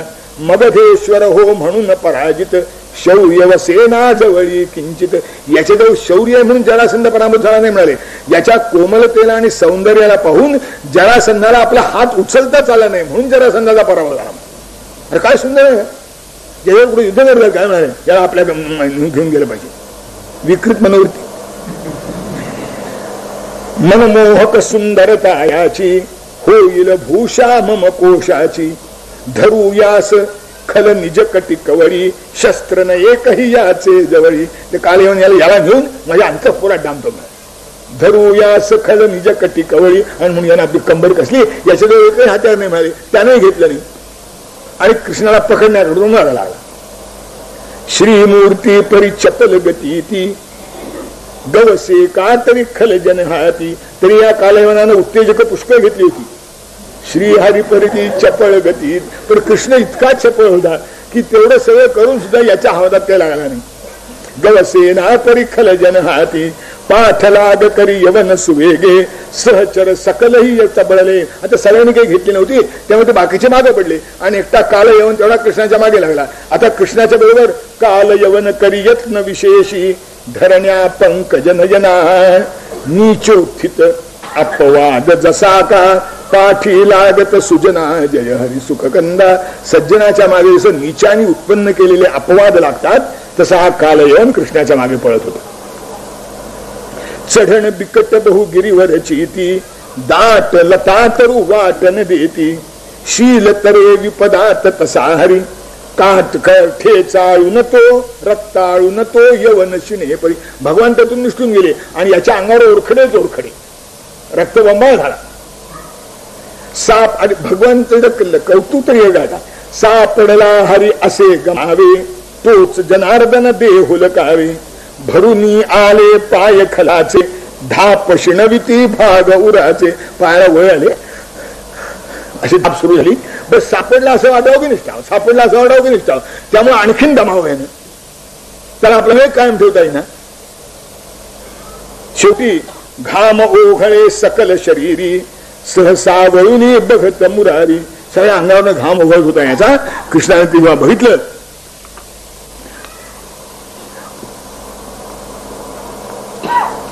अंती अंती खलदेश या मुखाने चिडती नीचच पराभवान. शेवटी हा तोंडपट्टा सुरू केल्यानं कृष्णाला शिव्या द्यायला सुरुवात केली. कर कर दाती आधराचा वित थांब पळपुट्या हरिवर गरजत करी धडपड बळपणास लावून तरी न करी गवसे मन मोहन. तरी काय सापडले नाही.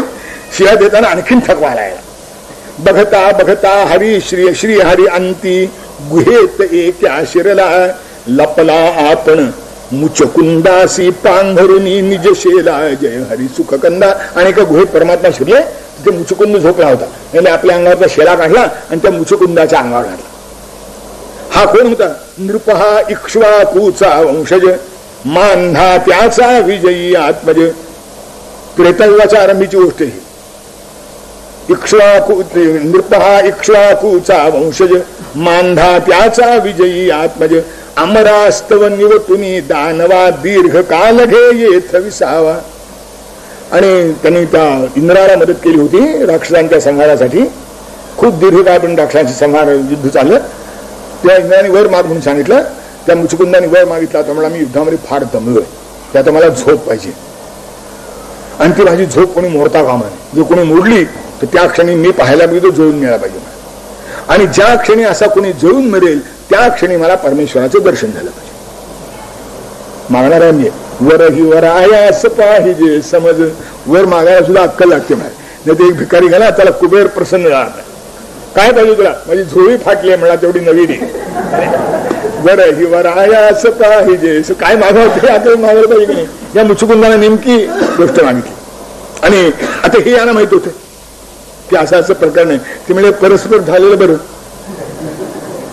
म्हणून त्या मुचुकुंदाच्या तिथे गेले आणि आपला शेळा त्याच्या अंगावर घातला. आता हे याला काय वाटलं की ते कार्ट दमलन शेला पांघरून झोपले म्हणून लाथ हा निता यवन मदांध मुचकुंदा समजून मुकुंद. ते एका संस्कृत कवीने सुंदर टीका केली. पूर्वी शब्द लिहित असत आणि खोडाचं झालं तर त्याच्यावर हरताळाचा टिपका देत असत. हस्तलिखित पुस्तकात हरताळ होत असत. तो हरताळ हा जो शब्द आला ना तो त्याकरता आलेला आहे की असं जे खोडायचं आहे बंद करायचं आहे त्याच्यावर हरताळाचा ठिपका देत असत. तर हे मुचकुंद नाव होतं त्याच्यावर च वर तो हरताळाचा ठिपका शेल्यासारखा पडला म्हणाले आणि म्हणून तो मुचकुंद मुकुंद वाटला त्याला. त्याची कवी कल्पना केली. सुंदर कवी. नाथ हा अनिता यवन मदांध मुचकुंदा समजून मुकुंद जागृत पाही जई निज दृष्टी राख जाहला खलतीन चिमटी. आणि त्याला जेव्हा उघडून आणि पाहिलं डोळे उघडून तो त्या क्षणी पेटून गेला. राख झाला 3 चिलटी. हे काय झालं माहितीये का? शाप बाधले निरागसांचे असू पेटले पतिव्रतांचे आज उद्या परी अवश्य येते पापाचे कटुफल उदयाते. केव्हा ना केव्हा तरी ते भोगावं लागतं. या कालेवनाने इतकी पातळी केली होती जळून गेला द्राक्षाला. आणि तो जळून मेल्यावर भगवान त्याच्या पुढे उभे राहिले. चकित करीत भूपास अंतरी प्रगटे यदुकुल वंश पुढारी उमज पडतना मुचकुंदा प्रत स्वप्न दिसेवा आहे जागृत. या क्षणभर काही कळे ना की आपण स्वप्नात आहो का प्रत्यक्षात आहो. भूलोकी वा सुरलोकी मी अतली अवतरलोकी गोंधळुनी नृप अनिमिष नयने वरी वरी हरिस विलोकी जय हरी सुखकंदा. पुन्हा पुन्हा याने डोळे उघडून बघावं कोण आहे कोण आहे कोण हा कोण यक्ष गंधर्व म्हणे नृप का फळास अथवा आले मत्तप असामान्य रमणीय रूप हे मानव सुर असुरातील नोहे. कृष्ण म्हणतो दीप्त तेज रवीचे आल्हादिक भावे त्यापरी दिसते कौतुक विष अथवा श्रम यांच्या वाचून झरे अमृत तव मधुहास्यातून. कृष्णाची स्तुती करताना मुचुकुंद म्हणतो की मोठं असामान्य तुमचे रूप हे. जर कधी असं झालं की सूर्याचं प्रखर तेज आपली तेजस्विता न गमावता चंद्रासारखं शीतल झालं तर कसं वाटेल तसं वाटतं म्हणजे तुमच्या रूपाकडे बघून. दीप्त तेज रवीचे आल्हादक भावे त्यापरी दिसते कौतुक विष अथवा श्रम यांच्या वाचून स्रवे अमृत तव मधुहास्यातून. अमृत मंथनाच्या वेळेला विष प्रगट झालं आणि श्रमही फार पडले तेव्हा अमृत प्रगट झालं. तुमच्या हास्यातून पाझरणारं जे अमृत आहे त्याच्या प्रगती करण्याकरता विषाचाही संबंध येत नाही थकवाही येत नाही म्हणाले. विष अथवा श्रम यांचे वाचून प्रगट स्रवे अमृत तव मधुहास्यातून. गथ चंचलता श्रीची कांती तुझे पदनखी समावली ती. जिची चंचलता पूर्ण नाहीशी झाली आहे अशा स्थिर झालेल्या लक्ष्मीची जी कांती आहे ती तुमच्या नखाच्या आश्रयाने झाल्याचं दिसतं मला.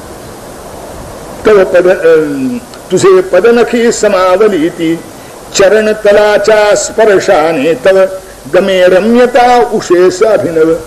तुमच्या चरणाच्या स्पर्शानं ते चरणतल इतके तांबूस आहेत इतके कोमल आहेत इतके लालसर आहेत की जणू उषा जी तांबडी दिसते ती तिच्या स्पर्शाने दिसते. तुमच्या चरणतलाच्या स्पर्शाने तव गमे रम्यता उशेस अभिनव. भगवन तव दर्शन सौभाग्ये कृतार्थ झाली मम बहिरंगे. ती राजकारणी भाषा आहे. भगवन तव दर्शन सौभाग्ये कृतार्थ झाली मम बहिरंगे. अंतर पावन भाया श्रवणी पडो गिरा मधु विनती चरणी. आपल्या दर्शनानं मी माझ्या बहिरंगाने कृतार्थ झालो म्हणाले. आता अंतरंगाला कृतार्थ करण्याकरता थोडे शब्दांचा उच्चार झाला तर बरं होईल. राजकारणी माणसं असंच बोलतात असं आहे. वदून असे शिर नमगुण ठेला आदर भरित मनाने मधुसूदन निज वरद कराने स्पर्शित त्या प्रेमाने जय हरी सुखकंदा. आणि भगवंताने आपल्या कोमल असताना त्याला स्पर्श करून उठवलं. म्हणजे राजा स्रवे मधुरतम गिरा हरीची काय म्हणाले हो पुलकित तनु मुचकुंदाची. त्याच्या अंगावर रोमांच उभे झाले कारण सांगितलं तसं. ते म्हणाले शयनोत्थित दर्शन भावे आस वाहिरे तुझी या जीवे तोच असे मी वसुदेवात म्हणजे जनन घडे मृदू कुल रकुळे. म्हणजे काय सांगितलं नाही झोपेतून जागे झाल्याबरोबर ज्याचं दर्शन व्हावं असं तुला वाटत होतं तोच वसुदेवाचा चंद्रकुलात जन्मालेला मी म्हणाले. तोच असे मी वसुदेव. मी परमात्मा म्हणाल नाही मी परमेश्वर म्हणाल नाही. शयनोत्थित दर्शन भावे आस वाहिली तुझी या जीवे तोच असे मी वसुदेवात्मज जनन घडे मृदू किरण कुली मज भाषण या परी करिता देवे आनंदन नृपहृदी समावे. आठही सात्विक भाव उदेले गमे सुकृत फळ गणफळास आरे पदी ठेवून शिरविनयाने अपार केले स्तवन नृपाने. आणि राजाची अधिकार मोठा होता तपस्या मोठी होती. बरे सात्विक भाव तुझ्या अंतःकरणात प्रगट झाले. त्यांनी दंडवत केलं पण चरणानं आपल्या आनंदाश्रूचा अपेक्षित केला आणि म्हणाला भगवान आता मागणं एकच आहे. रसना नवदो तव नामाविण तव पद युगोगी सतत रमो मन प्रेम विपुल दे दुजे नको मज प्रसन्न झाला मने अधोक्ष. काय मागायचं रसना नवदो तव नामाविण तुझ्या नावा वाचून तोंडा वाटे दुसरं काही येऊ नये. आता फक्त एक तुझं नाव तोंडा वाटे यावं. तथास्तु भूपा मिळेल तुझशी अनपायिनी सुभक्ती मत्सायुज्या येशील अंती बोलत करुणामूर्ती जय हरी सुखकंदा. माझ्या सायुज्यात येऊन मिळशील म्हणाले, तुझी अनपायिनी अशी जी माझी भक्ती आहे ती तुला प्राप्त होईल, काळजी करू. आणि म्हणून मुचुकुंद तपश्चर्येला निघून गेला आणि भगवान इकडे नमून पुन्हा श्री जगदीशासी येत सरळ नृप हिमालयासी यमुन चमूचे करू निर्दालन परते पुनरपि पदन तपावन यमा करी यवना सोपवनी निघे द्वारके यदुकुल तरणी तोच जरासुत आयुत चमूस हरी सरोधी आस अजर. आणि आता त्या यवन कुलाचा संहार करून भगवान मथुरेला जायला निघाले. त्यात जरासंधानं पुन्हा वेढा घातला 18व्या वेळेला. मगध नृपाचे आयुन सरले म्हणून त्या सगळे युद्ध न केले. त्याचं आयुष्य संपन्न होतं आणि तो भीमाचा वाटा होता, ज्याचा वाटा त्याला दिला पाहिजे. अधिकारावर अतिक्रमण होता कामा नये. महाभारतामध्ये असा प्रसंग कितीदा तरी घडला आहे. कर्णाचा पराभव अभिमन्यूनी केलाय, सात्यकीनी केलाय आणि दोघांनी कर्णाला त्यावेळेला जिवंत का सोडला? अर्जुनाची प्रतिज्ञा कर्णाला मी ठार मारीन म्हणून सात्यकीने त्याला सोडला आणि अभिमन्यूनी त्याला सोडला. सात्यकीने तर सांगून सोडला की अर्जुनाने तुला ठार मारायचं ठरवलंय, त्याच्या प्रतिज्ञेत भंग येऊ नको म्हणून तुला सोडतो. फक्त हे अलीकडच्या पोरात माहिती नाही, कारण ते कादंबऱ्यात आले नाही.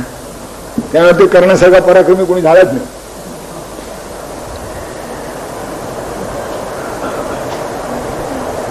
मगध नृपाचे आयुन सरले म्हणून तयासी समरण केले गिरीवरी हरिसह संकर्षण चढे नामजा असे प्रवर्षण. आणि प्रवर्षण नावाचा एक पर्वत मध्ये लागला. तो अबूचा जो पहाड आहे ना नाही, तो त्या काळचा प्रवर्षण पर्वत असला पाहिजे.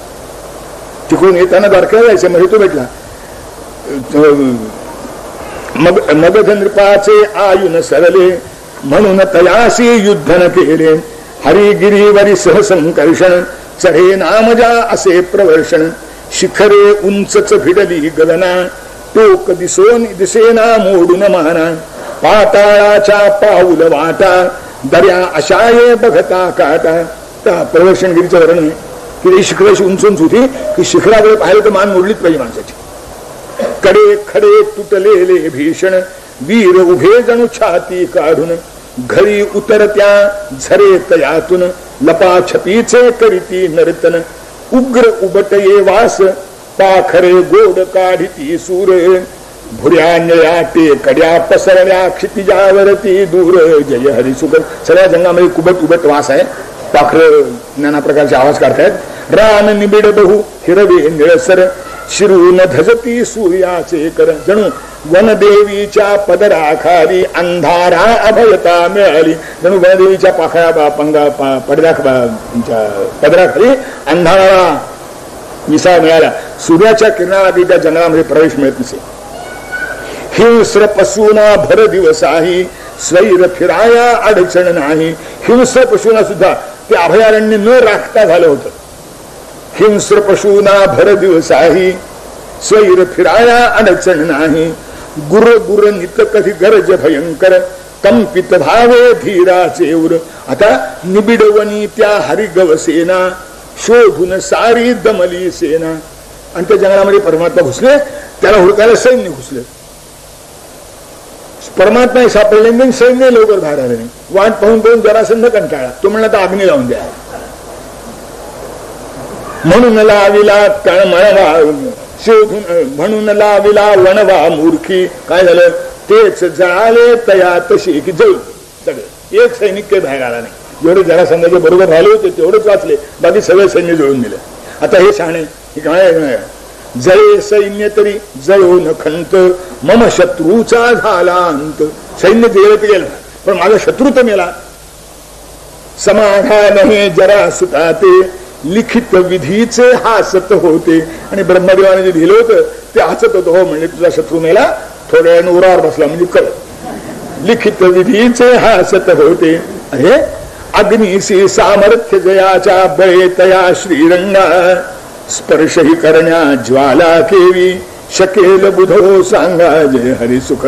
अग्नीला ज्याच्यामुळे सामर्थ्य आहे त्याला अग्नी जाणार.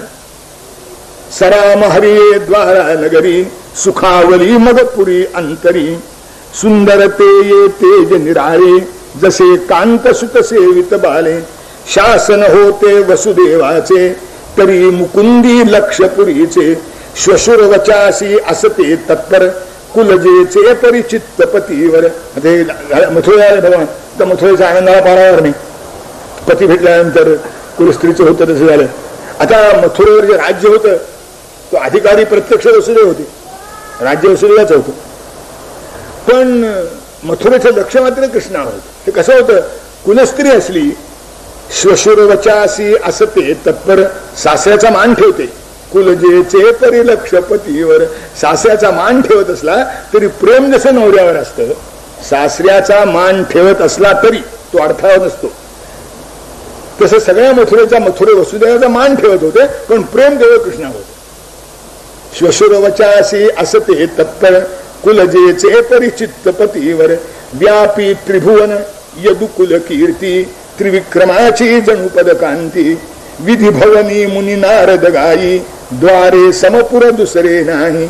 आणि यादवांची कीर्ती ही आता पृथ्वीवरच नाही स्वर्गापर्यंत पोचली होती, त्रैलोक्यामध्ये पोचली होती. प्रत्यक्ष नारदांनी ब्रह्मदेवाच्या सभेमध्ये यादवांचं राज्य किती चांगलं आहे ते सांगितलं होतं. विशाल उत्सुक अबोध सुंदर, वेढितसे तिजसी रत्नाकर, निज कोशातील हीरक मोती, उधळी तिजवर निर्मळ राहती.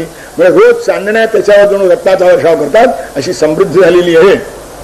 जगदीश्वर हरी सहवासेजी झाली यथार्थ नामा, राजकारणे खेळविते ती यादव सभा सुधर्मा, जय हरी सुखकंदा. यादवांची जी राजकारण खेळवणारी सभा होती तिचं नाव होतं सुधर्मा, सेक्युलर स्टेट नाही. त्या सभेचं नावच मी सुधर्मा होतं. आणि यादवांचं राज्य गणराज्य होतं, म्हणजे लोकशाही होती.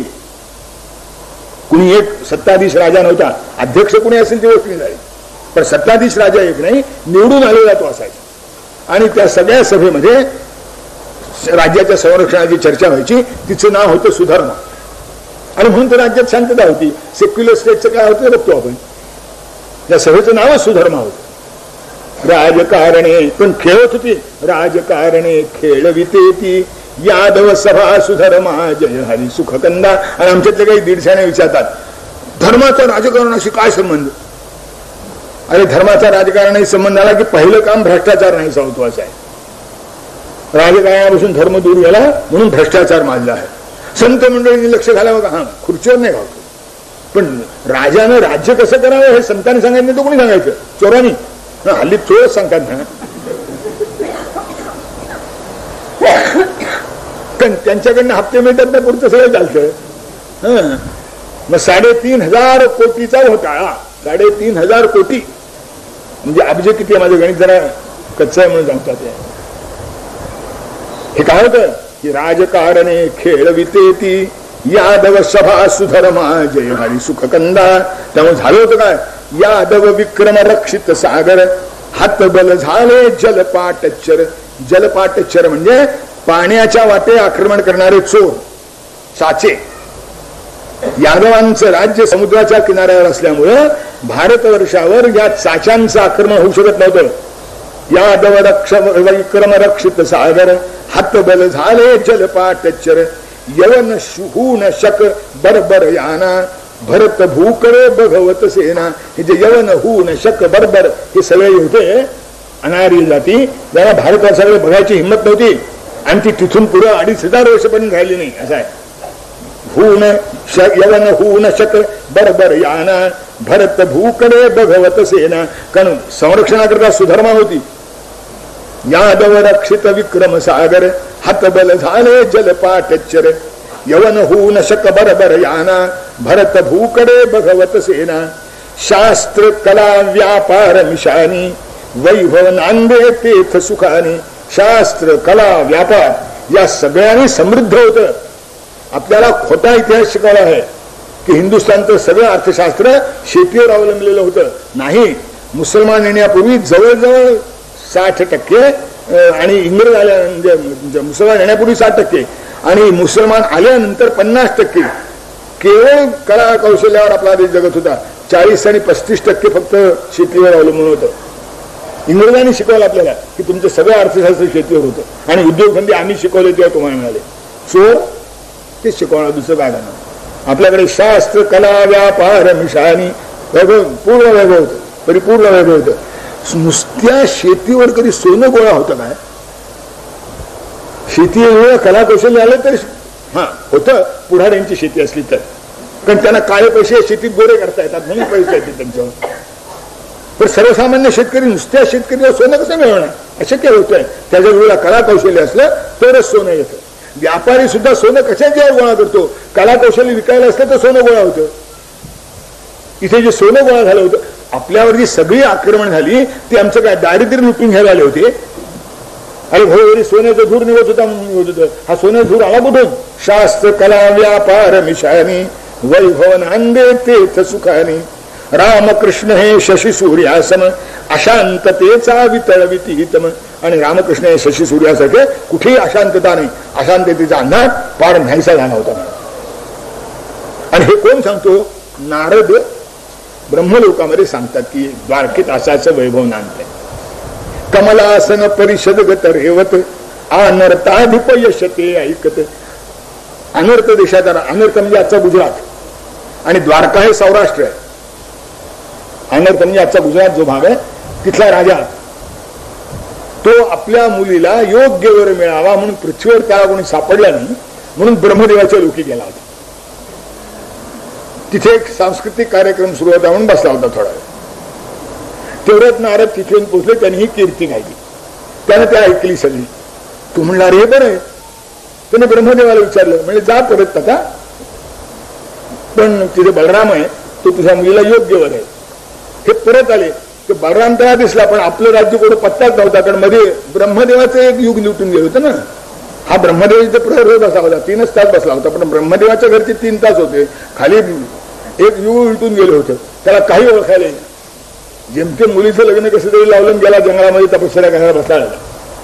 ब्रह्मवचे तो द्वारवतीसी ये उजवाया निज कन्येसी भूपे निज तनया अनुरागी मृगनयना रेवती शुभांगी. रेवती त्याच्या मुलीचं नाव. बलरामासी अर्पण केली उभय कुलाती ललाम झाली. आणि ती दोन्ही कुलाचा गौरव वाढविल अशी ती रेवती होती. तिचं बलरामाशी लग्न झालं, मोठ्या थाटात लग्न झालं. थाटात लग्न झाले अतृप्त कोणी न याचका मधुनी. याचकातून कुणीही अतृप्त झाला जणू काही. वैभव बघून गमावे वाटत से साच तेथ कामधु. वैभव बघून गमावे वाहत से तेथ साच कामधुनी. जणू काही खरोखरी इच्छा पुरवणारी नदी.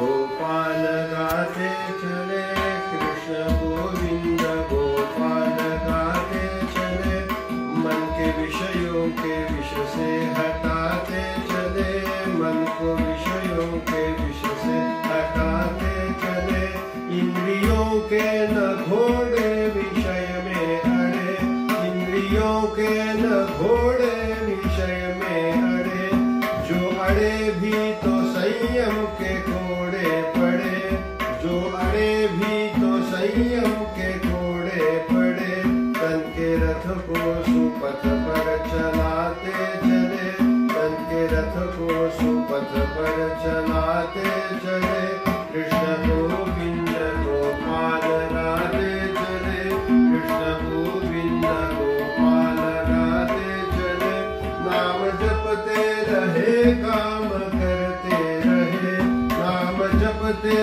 रहे काम करते रहे पाप की वासनाओं से डरते रहे पाप की वासनाओं से डरते रहे सद्गुणों का परम धन कमाते चले सद्गुणों का परम धन कमाते चले कृष्ण गोविंद गोपाल गाते चले कृष्ण गोविंद गोपाल गाते चले लोग कहते हैं भगवान आते नहीं लोग कहते हैं भगवान आते नहीं द्रौपदी की तरह हम बुलाते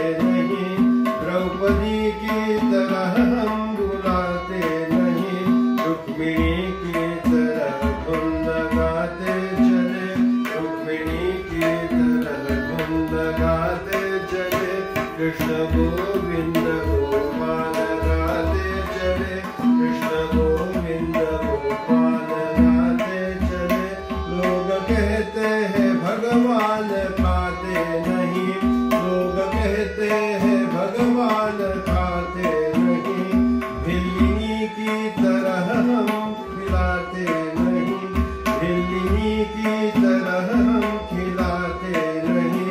शाक प्रेमी विदुर संजिमाते चले, शाक प्रेमी विदुर संजिमाते चले, कृष्ण गोविंद गोपाल गाते चले, कृष्ण गोविंद गोपाल गाते चले।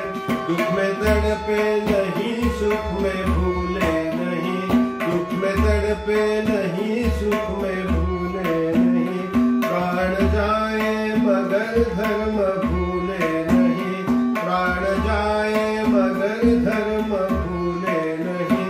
धर्म धन का खजाना लुटाते चले, धर्म धन का खजाना लुटाते चले, कृष्ण गोविंद गोपाल गाते चले, कृष्ण गोविंद गोपाल गाते चले।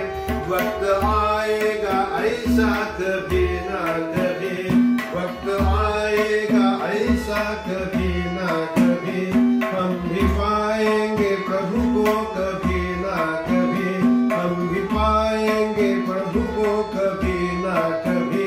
ऐसा विश्वास दिल में जमाते चले, ऐसा विश्वास दिल में जमाते चले, कृष्ण गोविंद गोपाल गाते चले, कृष्ण गोविंद गोपाल गाते चले।